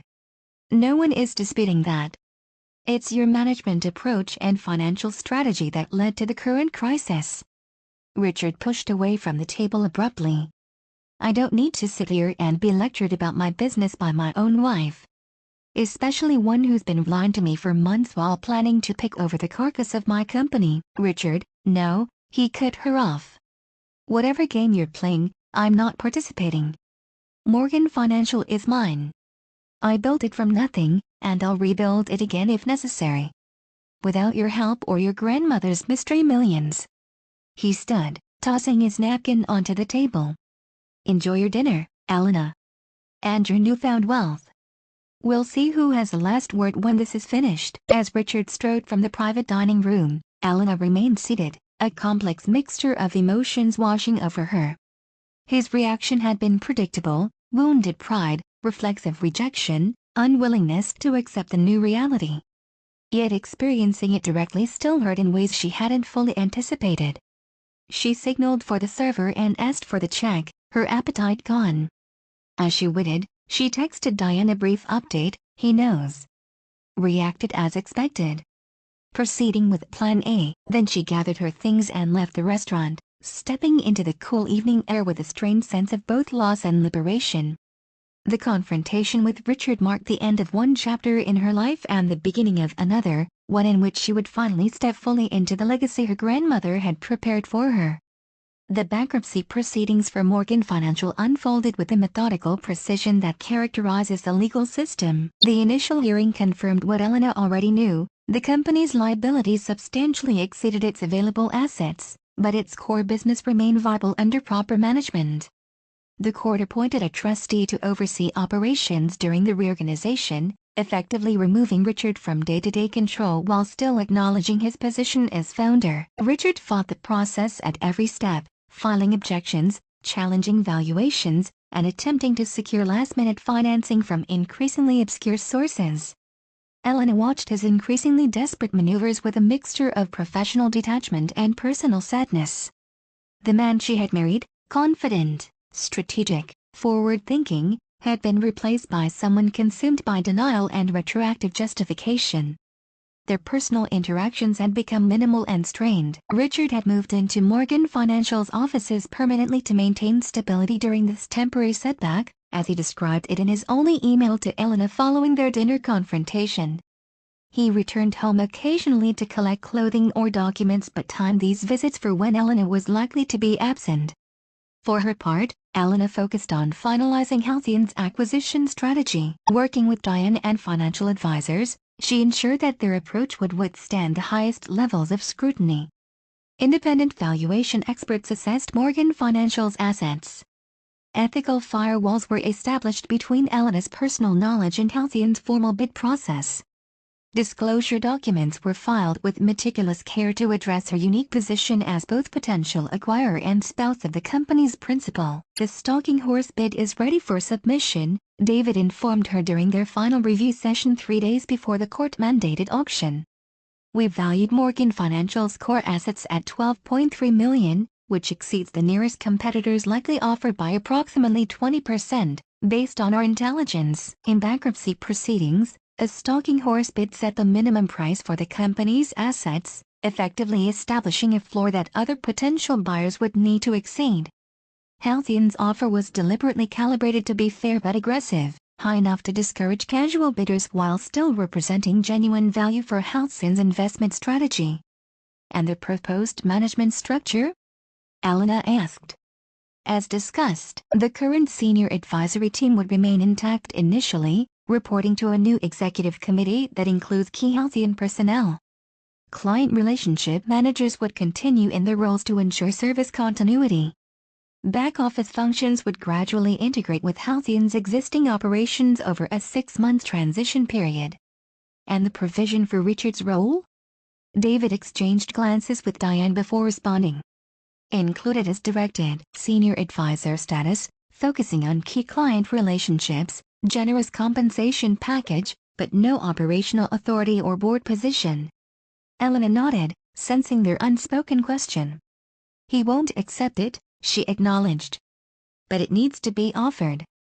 Not just for appearance's sake, but because it's the right thing to do. His client relationships and industry knowledge have genuine value that should be recognized. The day before the auction, Elena received an unexpected text from Richard, the first direct communication in nearly 6 weeks. We need to talk. Not about us. Elena suggested meeting at her grandmother's apartment, neutral territory that held significance for her but none for Richard. When he arrived, she was struck by how much he had changed in the weeks since their confrontation at the restaurant. The polished finance executive had been replaced by someone haggard and hollow-eyed, his expensive suit hanging loosely on a frame that had lost weight. Despite this, he carried himself with the rigid posture of someone determined to maintain dignity amid collapse. "Thank you for agreeing to meet," he said stiffly as she let him in. His gaze swept the apartment, taking in the antiques and artwork he had once dismissed as worthless trinkets with new, assessing eyes. "Would you like some coffee?" Elena offered, gesturing toward the living room. Richard shook his head. "I don't have much time. The final pre-auction meeting with my attorneys is in 2 hours." They sat across from each other in Helen's living room, Elena on the sofa, Richard perched tensely on an antique chair he would have previously refused to use for fear of damaging his suit. Between them lay the invisible weight of their fractured marriage and the imminent auction that would determine Morgan Financial's fate. "You wanted to talk about tomorrow," Elena prompted after a moment of uncomfortable silence. Richard leaned forward, hands clasped between his knees. "I know Halcyon Partners is submitting the stalking horse bid. My attorneys were informed yesterday." "Yes," Elena confirmed. "It's a fair offer that values Morgan Financial's core business appropriately." "Why?" The question hung between them, laden with unspoken complexity. "I've explained my reasons," Elena replied. "Morgan Financial has intrinsic value that aligns with Halcyon's investment strategy. It makes business sense." "Bull," Richard said flatly. "You could make a dozen other investments with similar returns and none of the complications. This is personal." Elena considered denying it but opted for honesty instead. "Of course it's partly personal. Everything significant in life has personal dimensions. But that doesn't make the business logic any less sound." Richard's jaw tightened. Is this revenge, Elena? For all the times I dismissed your opinions, for not appreciating your grandmother's junk, he caught himself and amended, her possessions enough? No, Elena said simply. It's not revenge, though I understand why you might see it that way. It's reconstruction. Morgan Financial doesn't need to be dismantled. Under different management with proper capitalization, it can thrive. The clients deserve continuity. The employees deserve stability. And I deserve what? To watch you take control of everything I built. Elena met his gaze directly. You deserve the consequences of your choices, Richard. Just as I deserve the consequences of mine when I subordinated my career to your ambitions. Just as I'm now accepting the consequences of stepping into my grandmother's legacy. A flicker of something, recognition, perhaps, or reluctant respect, crossed Richard's face before he masked it. I found an investor, he said abruptly, someone willing to back me in tomorrow's auction with enough capital to potentially outbid Halcyon. This was unexpected. Halcyon's intelligence had indicated no serious competing bidders. Who? Xavier Kingsley. Elena couldn't hide her surprise. Kingsley was a notorious figure in financial circles, a wealthy investor known for swooping in on distressed assets, stripping them for parts, and discarding whatever didn't generate immediate returns. His reputation for scorched earth business tactics had earned him the nickname The Undertaker. Kingsley would dismantle Morgan Financial within 6 months, she said. The advisory team would be scattered, client relationships severed. He'd keep only the highest margin business lines and liquidate everything else. But I'd maintain a position, Richard countered. He's offered me a 5-year contract as managing director of the restructured entity. I'd retain significant autonomy over client relationships. And when those relationships are damaged by his aggressive cost-cutting. When the best advisors leave because of his management approach. What will your position be worth then? Richard's expression hardened. At least it would be my position, not a courtesy role offered by my wife after she sees my company. Elena sighed, recognizing the depth of Richard's wounded pride. Halcyon's offer includes a substantial role for you that acknowledges your expertise and client relationships. It's not charity, it's recognition of genuine value. As long as I accept your authority. The bitterness in his voice was palpable. Not mine personally. Halcyon's management structure. There's a difference. Richard stood abruptly, pacing toward the window. You know what the worst part is? Finding out that all these years, while I thought I was building something impressive, your grandmother had already created something 10 times more valuable without any fanfare. Without the trappings I thought were necessary for success. Without anyone even knowing. The admission, so close to self-awareness, surprised Elena. Helen built differently, she acknowledged. Quietly, patiently, with a long-term perspective. It doesn't diminish what you accomplished with Morgan Financial, doesn't it? Richard turned back to face her. 40 million versus bankruptcy? Seems like a pretty clear verdict on our respective approaches. Different times, different circumstances, Elena countered. Helen operated in an era when women had to be circumspect to succeed in finance. She had 60 years to build Halcyon. You built Morgan Financial in 15, in a much more competitive environment. Richard studied her face, searching for mockery or condescension. Finding neither, his shoulders slumped slightly. Why are you being kind? You have all the power now. You could gloat if you wanted to. Because this isn't a victory for me, Richard. Yes, I've found my footing with Halcyon, discovered capabilities I'd forgotten I had. But watching her struggle, seeing our marriage disintegrate, there's no triumph in that. A heavy silence settled between them. Finally, Richard spoke again, his voice quieter. I told Kingsley I'd give him my decision by 9 tonight.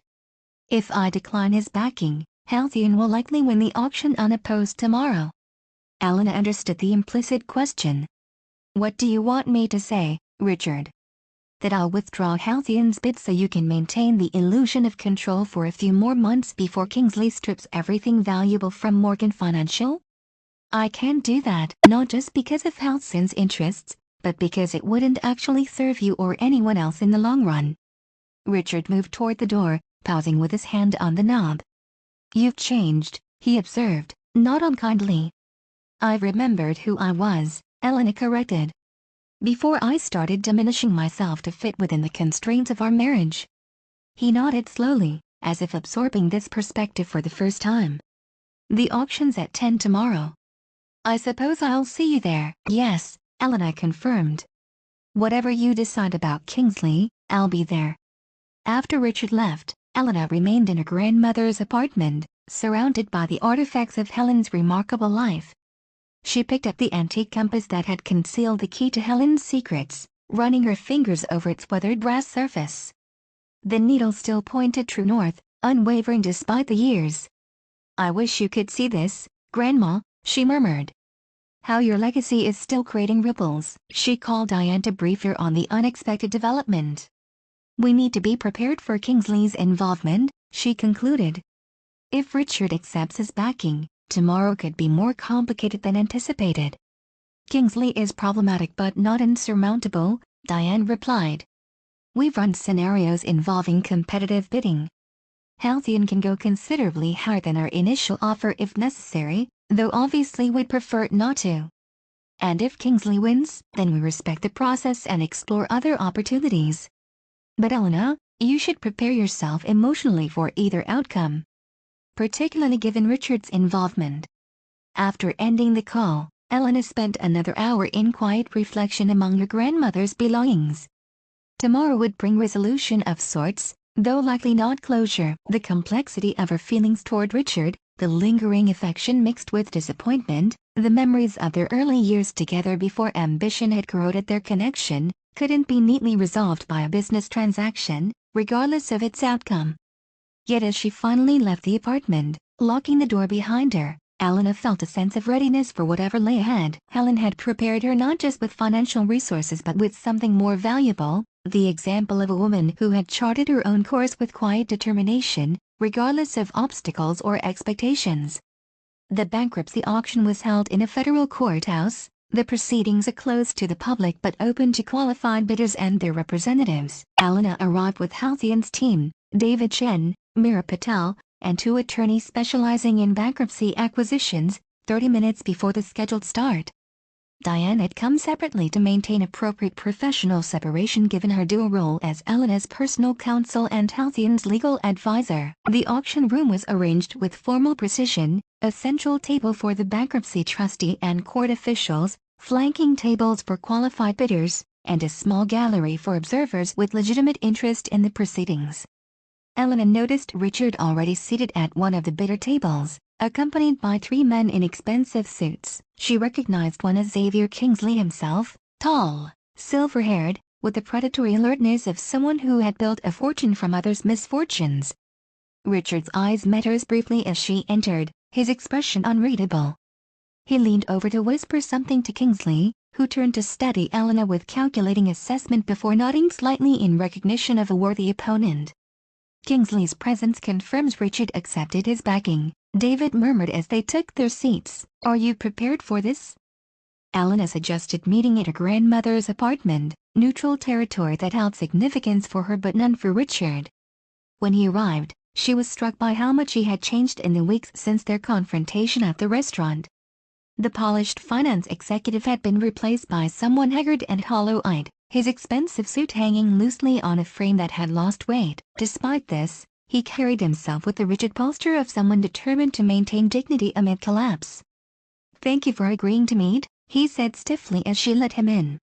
His gaze swept the apartment, taking in the antiques and artwork he had once dismissed as worthless trinkets with new, assessing eyes. "Would you like some coffee?" Elena offered, gesturing toward the living room. Richard shook his head. "I don't have much time. The final pre-auction meeting with my attorneys is in 2 hours." They sat across from each other in Helen's living room, Elena on the sofa, Richard perched tensely on an antique chair he would have previously refused to use for fear of damaging his suit. Between them lay the invisible weight of their fractured marriage and the imminent auction that would determine Morgan Financial's fate. "You wanted to talk about tomorrow," Elena prompted after a moment of uncomfortable silence. Richard leaned forward, hands clasped between his knees. I know Halcyon Partners is submitting the stalking horse bid. My attorneys were informed yesterday. Yes, Elena confirmed. It's a fair offer that values Morgan Financial's core business appropriately. Why?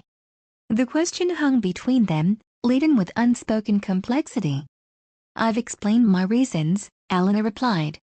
Morgan Financial has intrinsic value that aligns with Halcyon's investment strategy. It makes business sense. Bull, Richard said flatly. You could make a dozen other investments with similar returns and none of the complications. This is personal.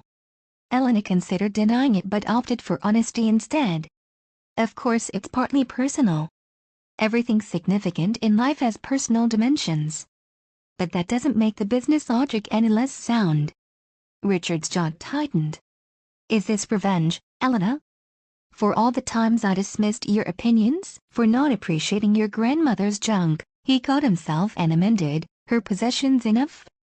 No, Elena said simply. It's not revenge, though I understand why you might see it that way. It's reconstruction. Morgan Financial doesn't need to be dismantled. Under different management with proper capitalization, it can thrive. The clients deserve continuity. The employees deserve stability. And I deserve what? To watch you take control of everything I built. Elena met his gaze directly. You deserve the consequences of your choices, Richard. Just as I deserve the consequences of mine when I subordinated my career to your ambitions. Just as I'm now accepting the consequences of stepping into my grandmother's legacy. A flicker of something, recognition, perhaps, or reluctant respect, crossed Richard's face before he masked it. I found an investor, he said abruptly, someone willing to back me in tomorrow's auction with enough capital to potentially outbid Halcyon. This was unexpected.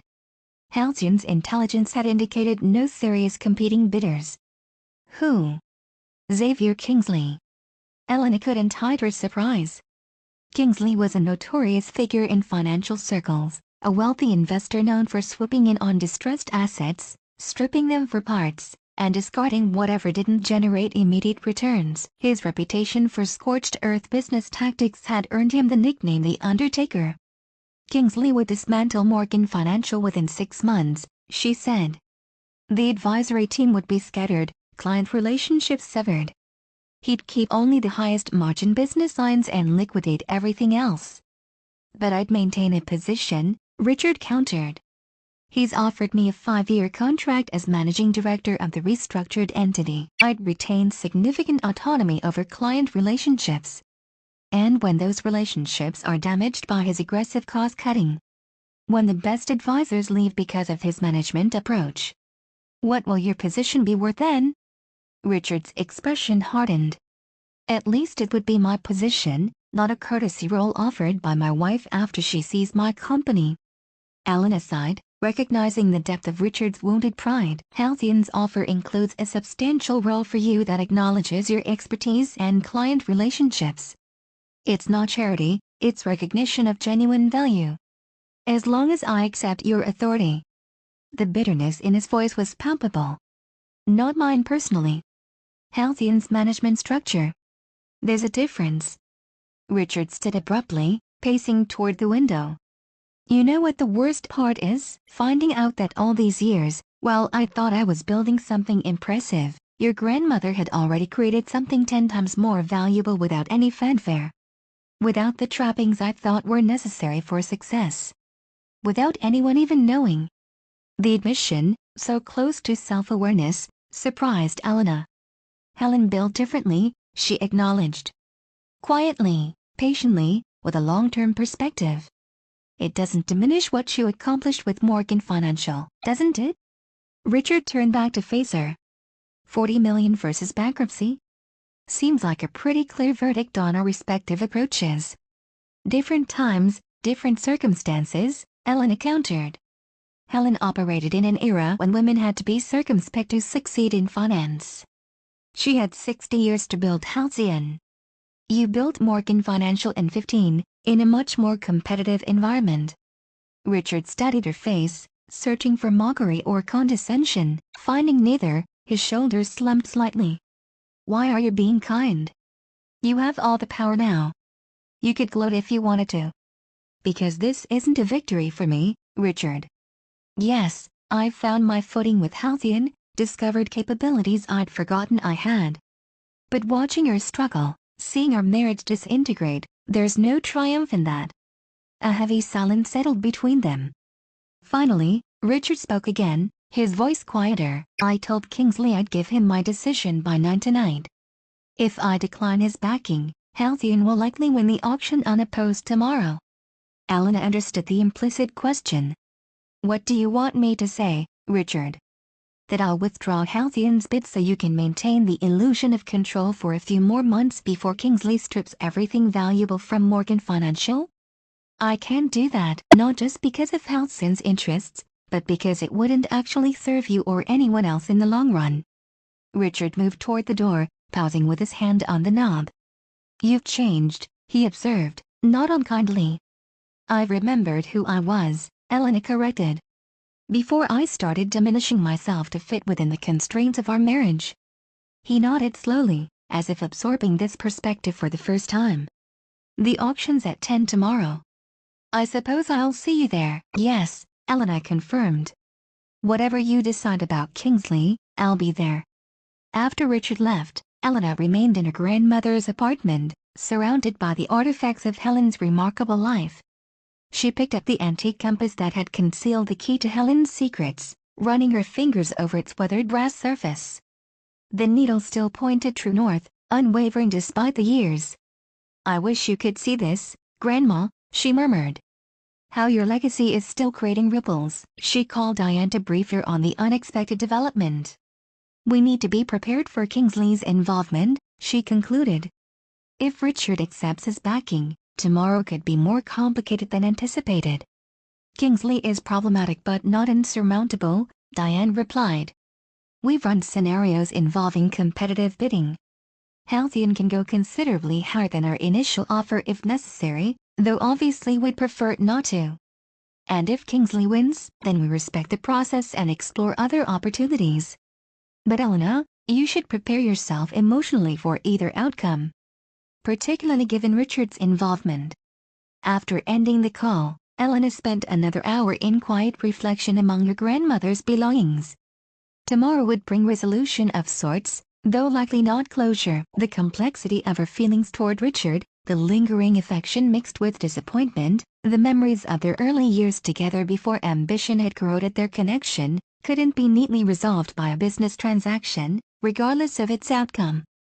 Yet as she finally left the apartment, locking the door behind her, Elena felt a sense of readiness for whatever lay ahead. Helen had prepared her not just with financial resources but with something more valuable, the example of a woman who had charted her own course with quiet determination, regardless of obstacles or expectations. The bankruptcy auction was held in a federal courthouse, the proceedings are closed to the public but open to qualified bidders and their representatives. Elena arrived with Halcyon's team, David Chen, Meera Patel, and 2 attorneys specializing in bankruptcy acquisitions, 30 minutes before the scheduled start. Diane had come separately to maintain appropriate professional separation given her dual role as Elena's personal counsel and Halcyon's legal advisor. The auction room was arranged with formal precision, a central table for the bankruptcy trustee and court officials, flanking tables for qualified bidders, and a small gallery for observers with legitimate interest in the proceedings.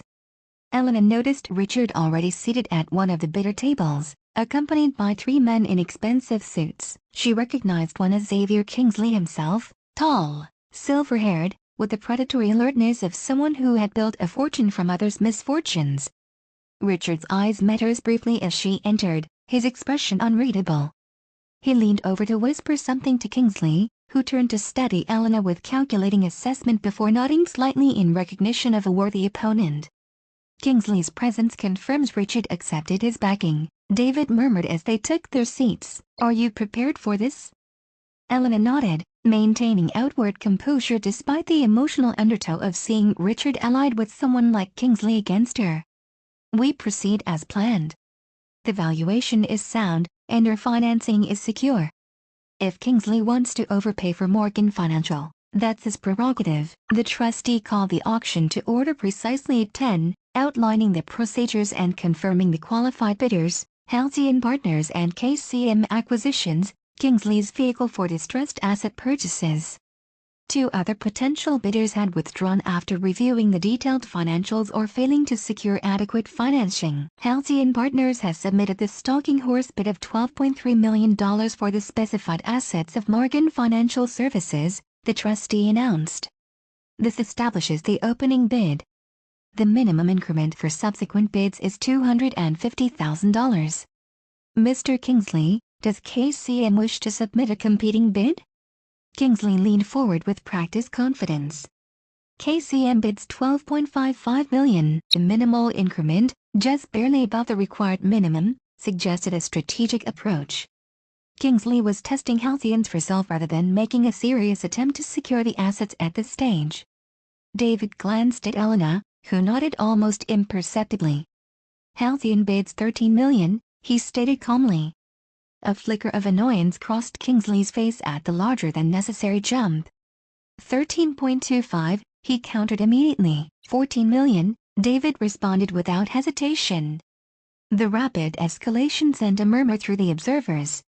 Richard remained expressionless, though Elena noticed his hands tightening on the armrests of his chair. Kingsley conferred briefly with his associates before responding. 14.5. The pattern continued for several rounds, the bids climbing steadily. At 17 million, well above Halcyon's initial valuation but still within their predetermined range, Kingsley called for a brief consultation with his team.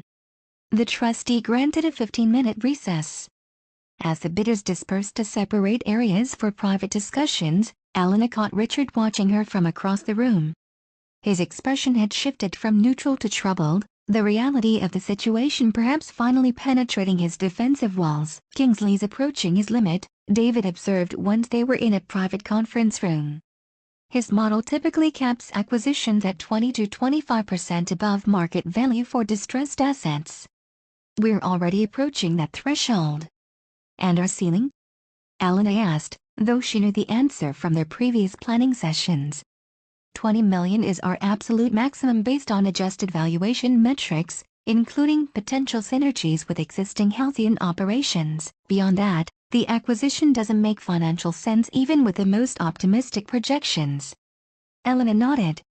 Then we continue as planned. Match or exceed his bids up to 20 million. Beyond that, we withdraw gracefully. When the auction resumed, Kingsley's demeanor had subtly changed.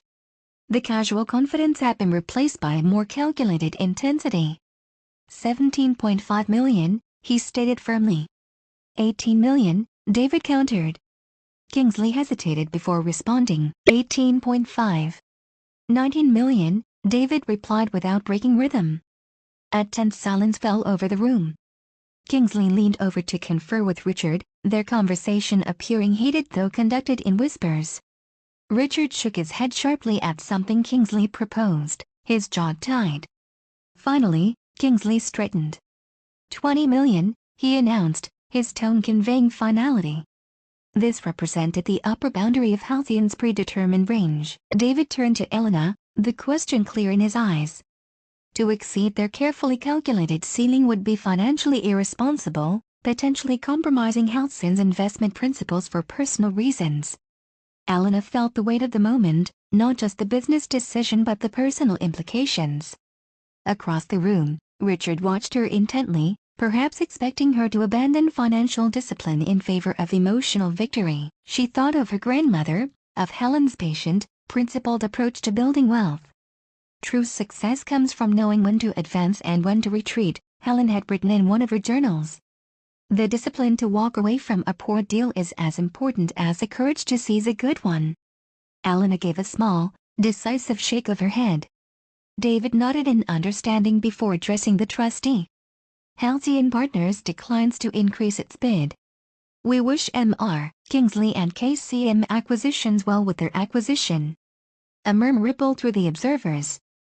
Kingsley's expression shifted from tension to triumphant satisfaction, while Richard's remained oddly unreadable. The trustee confirmed KCM's winning bid of $20 million, outlined the next steps for finalizing the transaction, and formally closed the auction. As people began gathering their materials, Elena noticed Richard in quiet but intense conversation with Kingsley, their body language suggesting disagreement. "Are you okay?" Diane asked quietly, approaching Elena as the Halcyon team prepared to leave. "Yes," Elena replied, surprising herself with the truth of it. "We made the right decision for Halcyon. Whatever happens next with Morgan Financial, and with Richard, needs to unfold without emotional bidding driving our strategy." As they moved toward the exit, Richard broke away from Kingsley and intercepted them. "Elena, can we speak privately for a moment?" After a brief hesitation, she nodded, stepping away from her team into a quiet corner of the hallway. "Congratulations," she offered neutrally. $20 million is a significant valuation given Morgan Financial's current circumstances. Richard ran a hand through his hair, a gesture of agitation she recognized from their years together. "It's not what you think. The deal with Kingsley, there are conditions I didn't fully understand until after we submitted the final bid." "What kind of conditions?" "The 5-year contract he promised. It includes a non-compete clause that would prevent me from working with any of Morgan Financial's current clients if I leave before the term ends. And his restructuring plan is more severe than I was initially led to believe. He's planning to terminate nearly 70% of the staff within 90 days. Elena wasn't surprised by this revelation. Kingsley's business model was well documented. "That's unfortunate, but not unexpected given his reputation." "What did you think would happen, Richard?" "I thought," he broke off, frustration evident in his expression. "I thought I could influence the direction once the acquisition was secured. Protect the core team, maintain client relationships.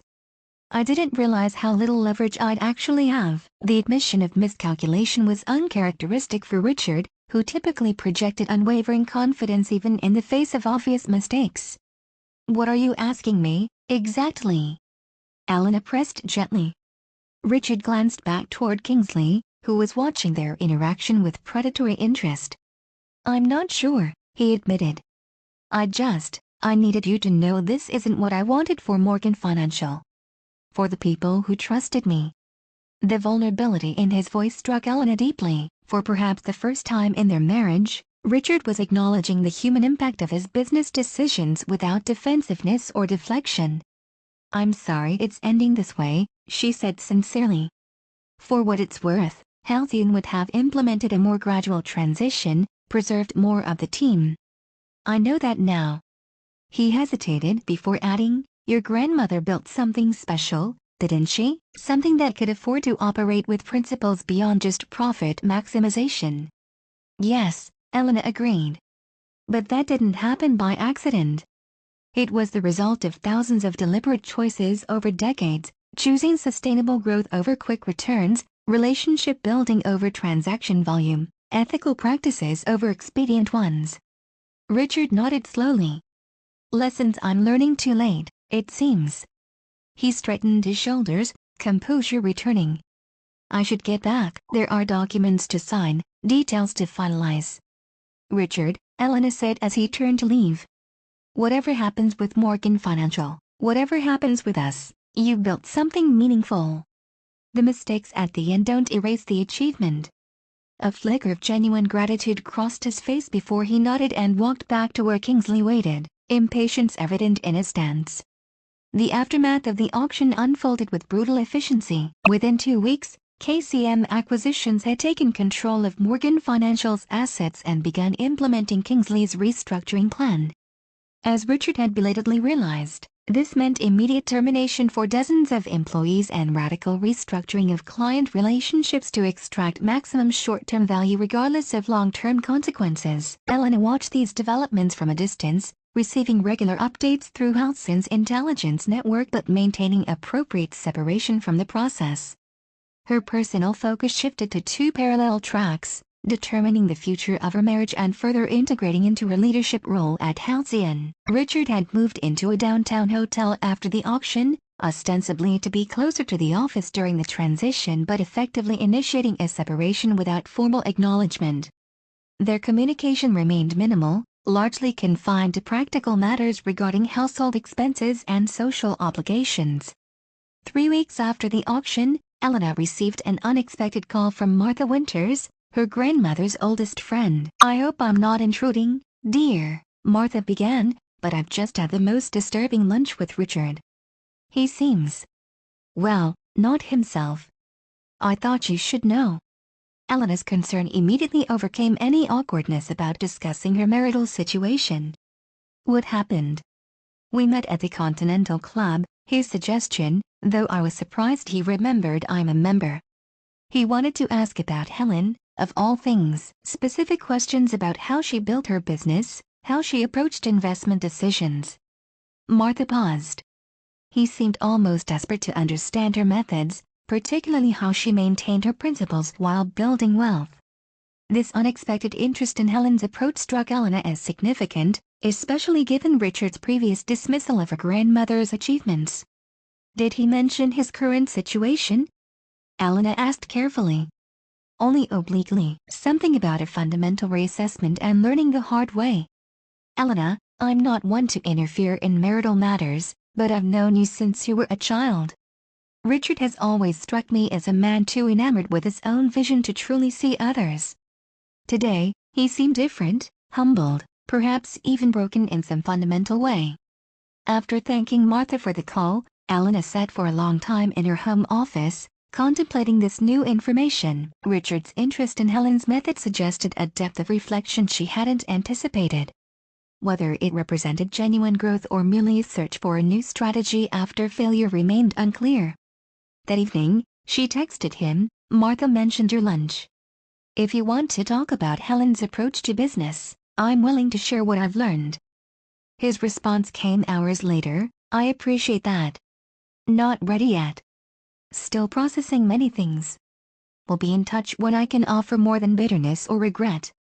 The acknowledgement of his emotional state, so unlike the Richard who had always projected unwavering confidence regardless of circumstances, further suggested a significant shift.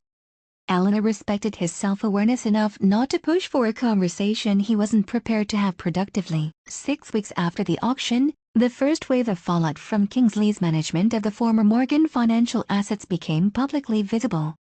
3 major clients announced their departure, citing dissatisfaction with service changes and fee structures. Several key advisors resigned simultaneously, unwilling to implement policies they considered detrimental to client interests. Financial news outlets began reporting on the dismantling of Morgan Financial, with one particularly scathing analysis titled "The Undertaker Strikes Again, Kingsley's Latest Harvest." The article detailed how Kingsley's typical approach of maximizing short-term returns through aggressive cost-cutting and fee increases was playing out predictably with the Morgan acquisition.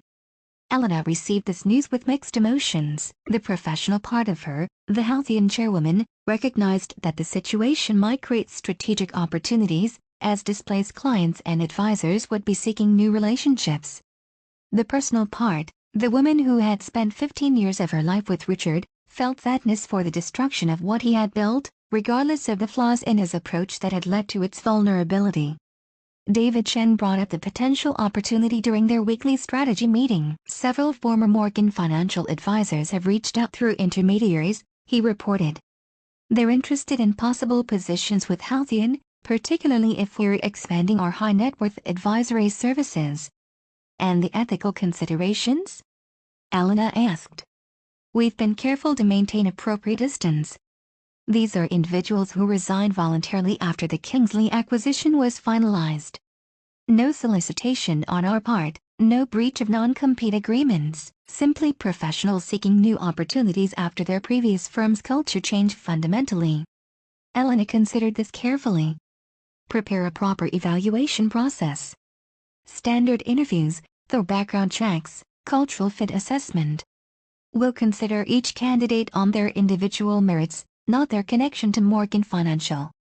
And absolutely no discussions about bringing clients with them. If clients choose to follow advisors to new firms, that must be entirely their own decision." "Understood," David agreed. "And if Richard himself were to approach us?" "He must be seeing the same deterioration we are." The question gave Elena pause. In the weeks since the auction, she had maintained emotional and professional distance from Richard's situation, allowing him space to process his new reality without her involvement. The possibility of him seeking a role at Halcyon introduced complex personal and professional considerations. "Richard won't approach us," she said finally. "His pride wouldn't allow it, regardless of circumstances. And we shouldn't initiate that conversation. It would be inappropriate given our personal relationship and the recent history." As if summoned by this discussion, Elena received a text from Richard later that same day. "Need to talk.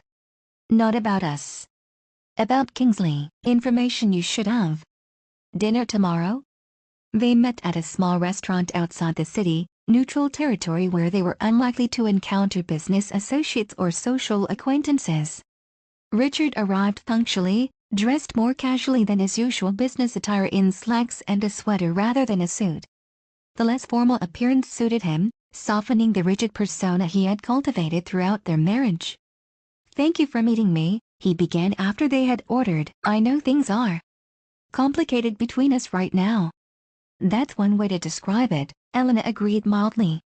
"Your text mentioned Kingsley? Information I should have?" Richard nodded, his expression serious. "Kingsley's dismantling of Morgan Financial isn't just his standard asset stripping approach. There's something more targeted happening." He paused. "He's systematically approaching Halcyon's clients, offering significantly reduced fees and specialized services designed to pull them away from your firm." This was unexpected. "How do you know this?" "I still have connections with several advisors who haven't resigned yet. They've been instructed to prepare specialized pitches for specific clients, all of whom, when I cross-referenced the list, turned out to be among Halcyon's largest relationships." Richard's expression darkened. "Kingsley didn't just want Morgan Financial. He's using it as a vehicle to target Halcyon specifically." Elena absorbed this information, mentally reviewing Halcyon's client retention metrics. There had been no unusual activity or departures in recent weeks, but a coordinated effort could potentially change that. "Do you know why he is targeting Halcyon?" "We're not direct competitors in most areas." Richard hesitated. "It's personal. The night before the auction, when we were finalizing strategy, Kingsley mentioned that Helen Grant had once refused to do business with him.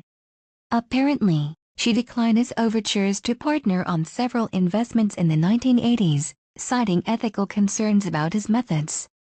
He's carried that grudge for decades. And now he sees an opportunity for revenge through you," Elena concluded. "Yes. Though I didn't understand the full context until after the auction." Richard looked genuinely troubled. "Elena, I never would have partnered with him had I known his agenda involved targeting your grandmother's company. Whatever issues exist between us, bringing Halcyon into it crosses a line." The admission surprised her, not just the information itself but Richard's evident concern for Halcyon's well-being despite their personal and professional conflicts. "I appreciate you telling me this," she said sincerely. "It gives us time to prepare appropriate countermeasures." Richard nodded. "I've provided a list of the specific clients being targeted to your assistant. And I've been quietly warning some of the advisors about Kingsley's true intentions. Several more resignations will be announced next week. Won't that put your position with Kingsley at risk?" A grim smile crossed Richard's face. "My position is already effectively meaningless. The title remains, but any actual authority disappeared within days of the acquisition. Kingsley keeps me around as a figurehead for certain client interactions, nothing more." "I'm sorry," Elena said, meaning it. "That can't be easy after running your own company for so long." Richard shrugged, a gesture of forced nonchalance that didn't quite mask his underlying pain. "Consequences of my choices, as you pointed out. I leveraged too aggressively, dismissed warning signs, refused to consider alternative approaches when problems emerged. Classic case of founder's syndrome, believing my own mythology until reality finally broke through." The self-awareness in this assessment struck Elena deeply. Throughout their marriage, Richard had maintained an almost impenetrable shell of confidence and self-justification, reflexively defending his decisions regardless of outcome.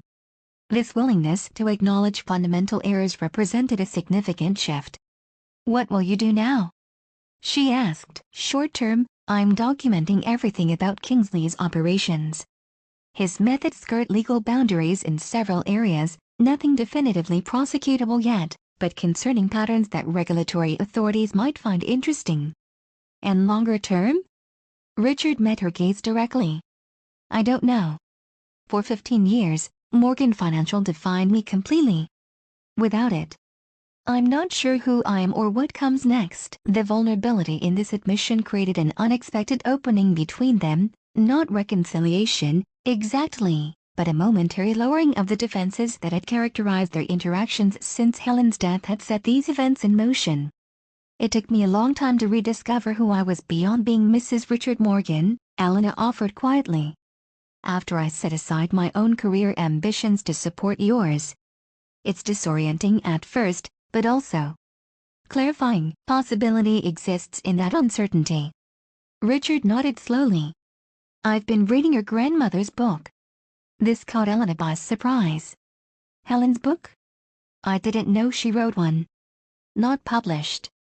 A manuscript I found among some Morgan Financial documents that were returned to me after the auction. Patient capital, building wealth that matters. Apparently, she sent it to me 3 years ago with a note suggesting I might find her perspective valuable. I dismissed it without reading it then. Elena hadn't known about this manuscript, though it didn't surprise her that Helen had documented her philosophy. And what do you think of it now? It's humbling. Prophetic in some ways.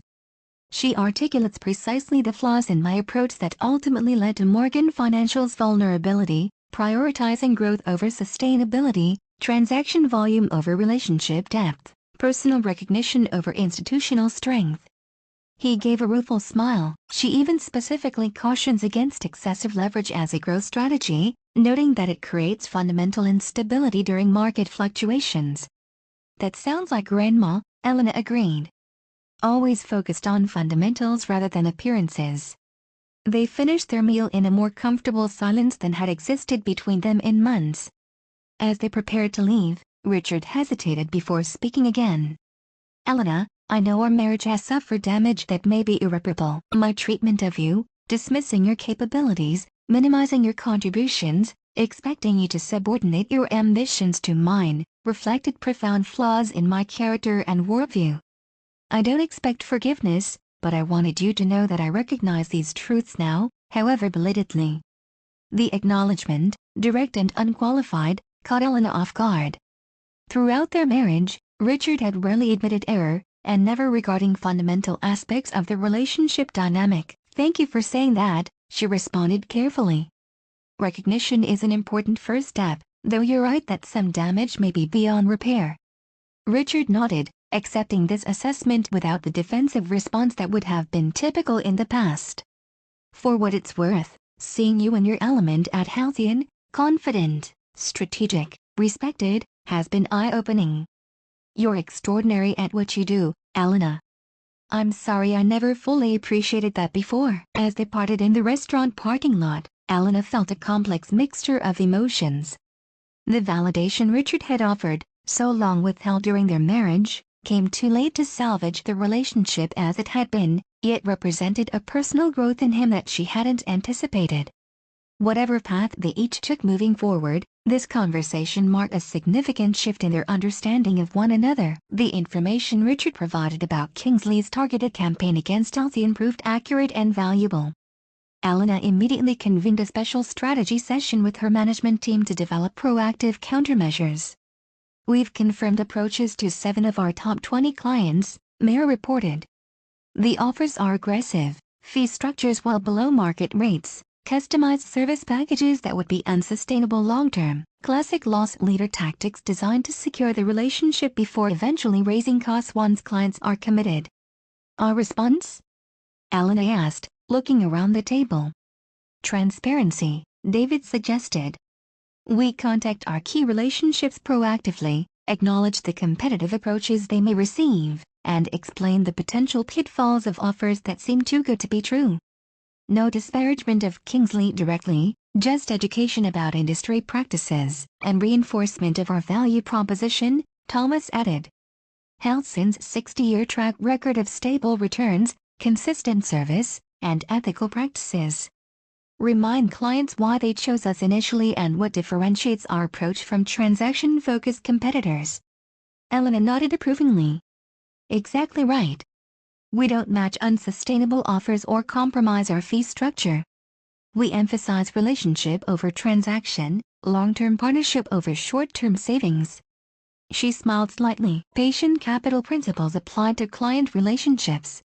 They developed a comprehensive response strategy, assigning specific team members to reach out to each targeted client personally.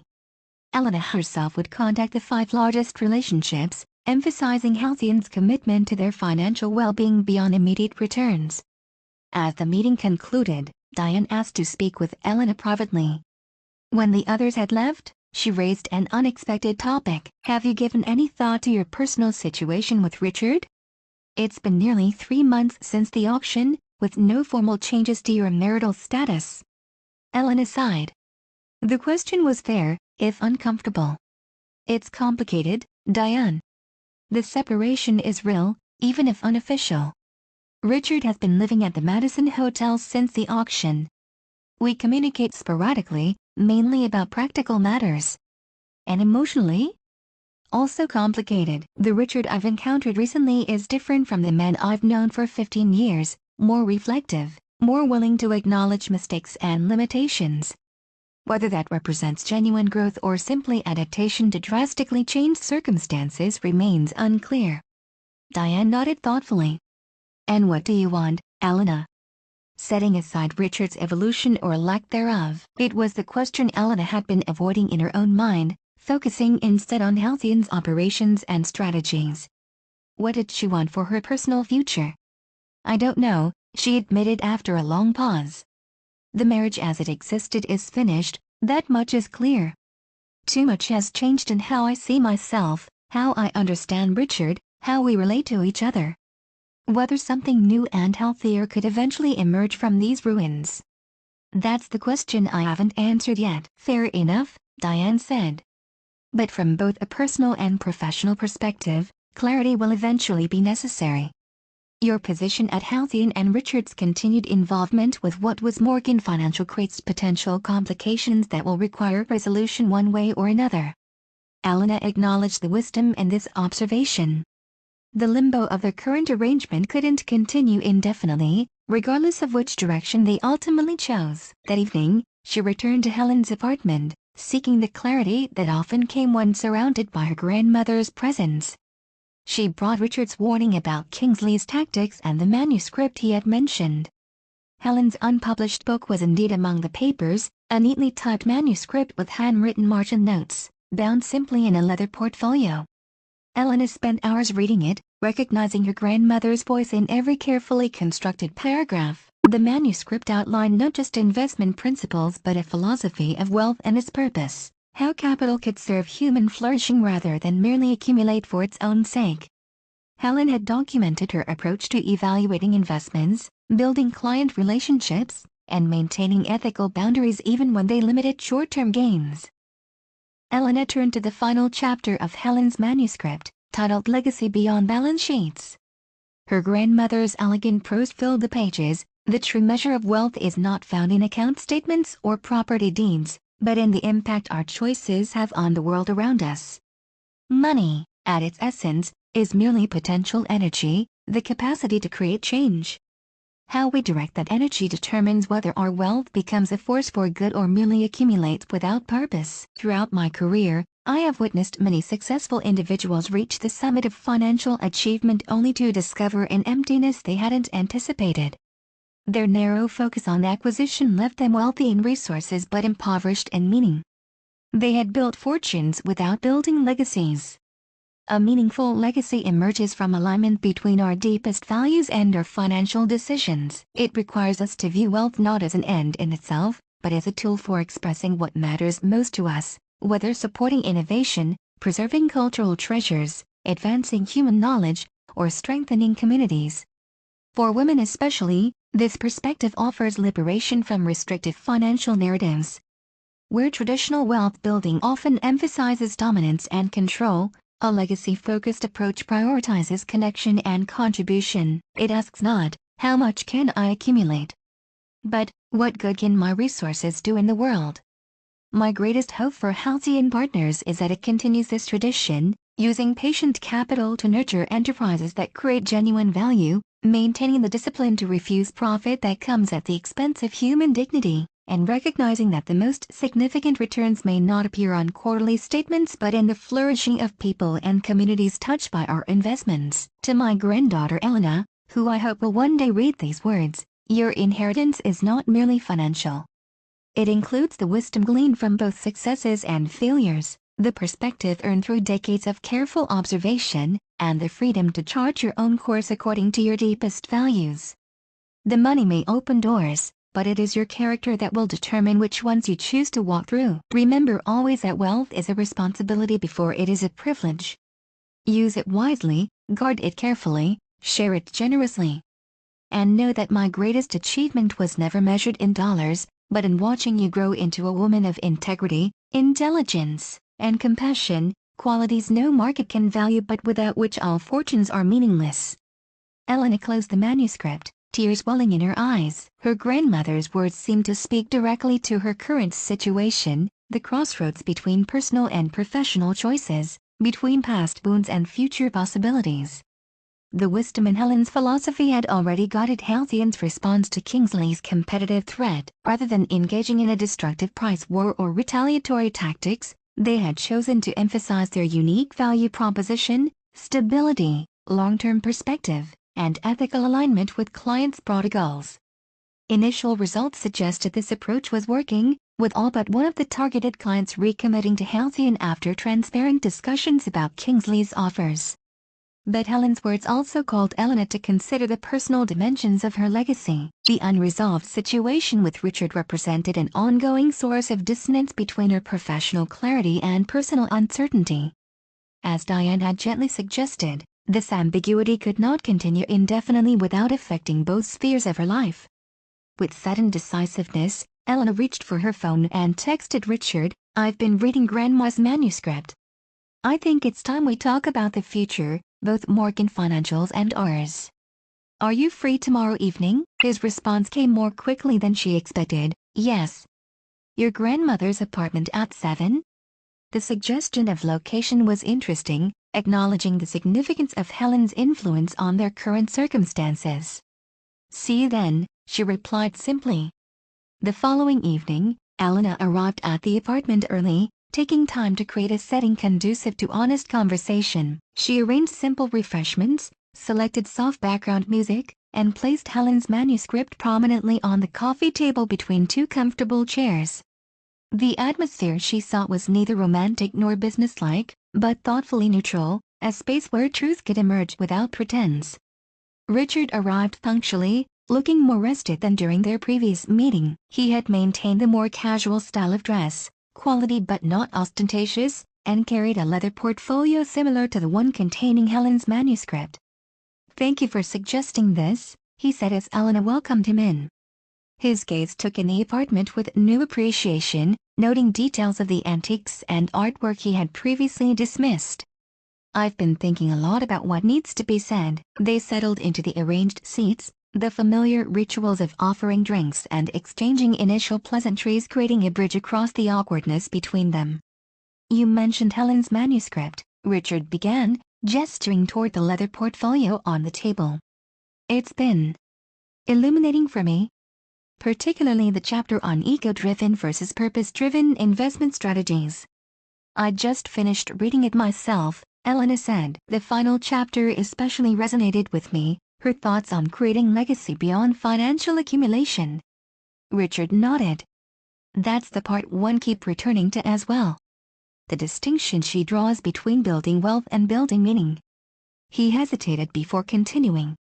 "Elena, I owe you an apology that goes beyond what I've expressed previously. Not just for dismissing your capabilities or minimizing your grandmother's achievements, but for something more fundamental. I never truly saw you, the authentic person behind the role I expected you to play in my life narrative." The directness of this acknowledgement surprised Elena. Throughout their marriage, Richard had excelled at partial apologies, expressions of regret for specific actions while maintaining the underlying dynamics that produced them. This felt different, an admission that touched core issues rather than symptoms. "What changed?" she asked, genuinely curious. Richard considered the question carefully. "Multiple revelations, I suppose. The bankruptcy was the initial shock, watching everything I'd built collapse despite my absolute conviction in my approach. Then discovering the truth about Halcyon and your grandmother's extraordinary achievement built on principles opposite to mine. But mostly..." He paused, searching for the right words. "Mostly it was watching you step into leadership at Halcyon with such natural authority. Seeing your capability flowering once it was no longer overshadowed by my ego was humbling in the extreme." He reached for the portfolio he had brought, removing several documents. "I've been doing a lot of thinking about what happens next.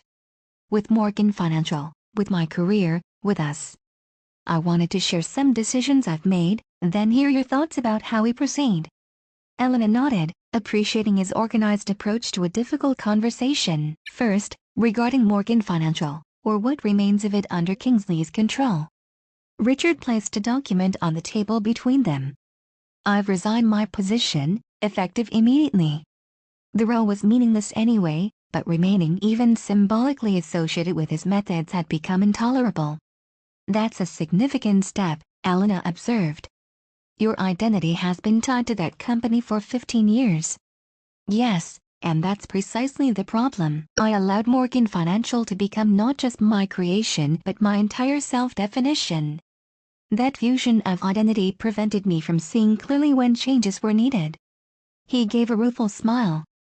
"Helen writes about this exact problem in her chapter on Founder's Syndrome, the inability to distinguish between personal ego and organizational health.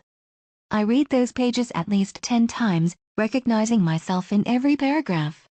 Richard placed a second document beside the first. "I've also prepared this for the regulatory authorities. It details patterns in Kingsley's operations that raise serious compliance concerns, not just regarding the former Morgan Financial assets but across his broader portfolio. His approach systematically exploits regulatory gray areas in ways that disadvantage clients while technically avoiding clear violations." Elena glanced at the thick document, recognizing its potential impact. "This could trigger significant investigations, almost certainly. Kingsley has powerful connections, but the evidence is substantial. At minimum, it will disrupt his operations while authorities review the materials." Richard's expression was resolute rather than vengeful. "This isn't about personal retaliation. It's about preventing further harm to clients and advisors who trusted Morgan Financial before the acquisition." The distinction was important, protection rather than revenge as motivation. Elena could see Helen's influence in this perspective shift. "And personally?" she asked, gesturing toward the third document still in his portfolio. Richard hesitated, vulnerability briefly crossing his features before he continued. "I've been offered a teaching position at Bedford Business School, a 1-year appointment in their finance department, with potential for extension. The dean is an old colleague who believes my experience, both the success and the failure, could provide valuable perspective for students." This was unexpected. Teaching had never featured in Richard's career ambitions, which had always centered on direct market participation and wealth accumulation. "That's a completely different direction," Elena observed. "Yes. After reading Helen's thoughts on legacy and impact, I started questioning what truly matters at this stage of my life. Helping shape the next generation of financial professionals, perhaps steering some away from the mistakes I made, feels like a meaningful use of my experience." He smiled slightly. "The compensation is roughly 1/10 of what I made at Morgan Financial's peak, but my needs have simplified considerably in recent months." Elena was genuinely impressed by this pivot, not just the practical choice but the values reflection underlying it. "When would you start?" "Fall semester." "Which brings me to the final matter." Richard removed the last document from his portfolio and placed it carefully on the table. "Our marriage." Elena's breath caught slightly as the conversation reached its most difficult terrain. "I've had our attorney prepare separation papers," Richard continued, his voice gentle but steady. not filing for divorce yet. The decision should be mutual, but establishing clear parameters for this transitional period. The agreement is generous toward you, though given your current financial position, that hardly matters from a practical perspective. He met her gaze directly. Elena, I don't know if our relationship can or should be salvaged after everything that's happened. Too much has changed for both of us. But I do know that maintaining this ambiguous state serves neither of us well. This separation agreement provides clarity while leaving space for whatever comes next, whether that's eventual reconciliation or amicable parting. Elena studied him, searching for the familiar patterns of manipulation or strategic positioning that had characterized difficult conversations throughout their marriage. She found none, just genuine openness to multiple possibilities and a willingness to accept her autonomy in determining the outcome. May I? She asked, reaching for the separation document. Richard nodded, sitting back to give her space as she reviewed the terms. The agreement was indeed fair, equitable division of shared assets, reasonable financial support provisions despite her lack of need, thoughtful handling of social and professional entanglements. Most strikingly, it included no attempt to claim any interest in Halcyon or her inheritance, explicitly acknowledging these as entirely separate from their marital estate. This seems reasonable, she said finally, setting the document aside. But before we move forward with any formal separation, I think we need to acknowledge what actually happened between us over the years. Richard nodded, a flicker of apprehension crossing his features. I'm listening. Elena gathered her thoughts, wanting to express her perspective without accusation but with complete honesty. When we met, I was building my own career, successful, ambitious, confident in my capabilities. You were attracted to those qualities initially. You often mentioned how my intelligence and drive complemented yours. I remember, Richard acknowledged quietly. But gradually, those same qualities became threatening rather than complementary, particularly when my perspective differed from yours. Each disagreement became a competition rather than a collaboration. Each of my successes required careful management to avoid overshadowing yours. Richard winced but didn't interrupt or defend himself. Eventually, it became easier to simply accommodate your vision, for your career, for our marriage, for my role in both. I surrendered pieces of myself so gradually that I hardly noticed their absence until Helen's death forced me to confront the woman I had become versus the woman I had once been. I never consciously intended that transformation, Richard said softly. I believe that's true, Elena replied, but intention matters less than impact. The reality remains that our marriage was built on fundamental inequality, my identity increasingly subordinated to yours, my value measured primarily through how well I supported your ambitions rather than pursued my own. The painful truth hung between them, Richard's expression reflecting genuine remorse. You're right, he finally said.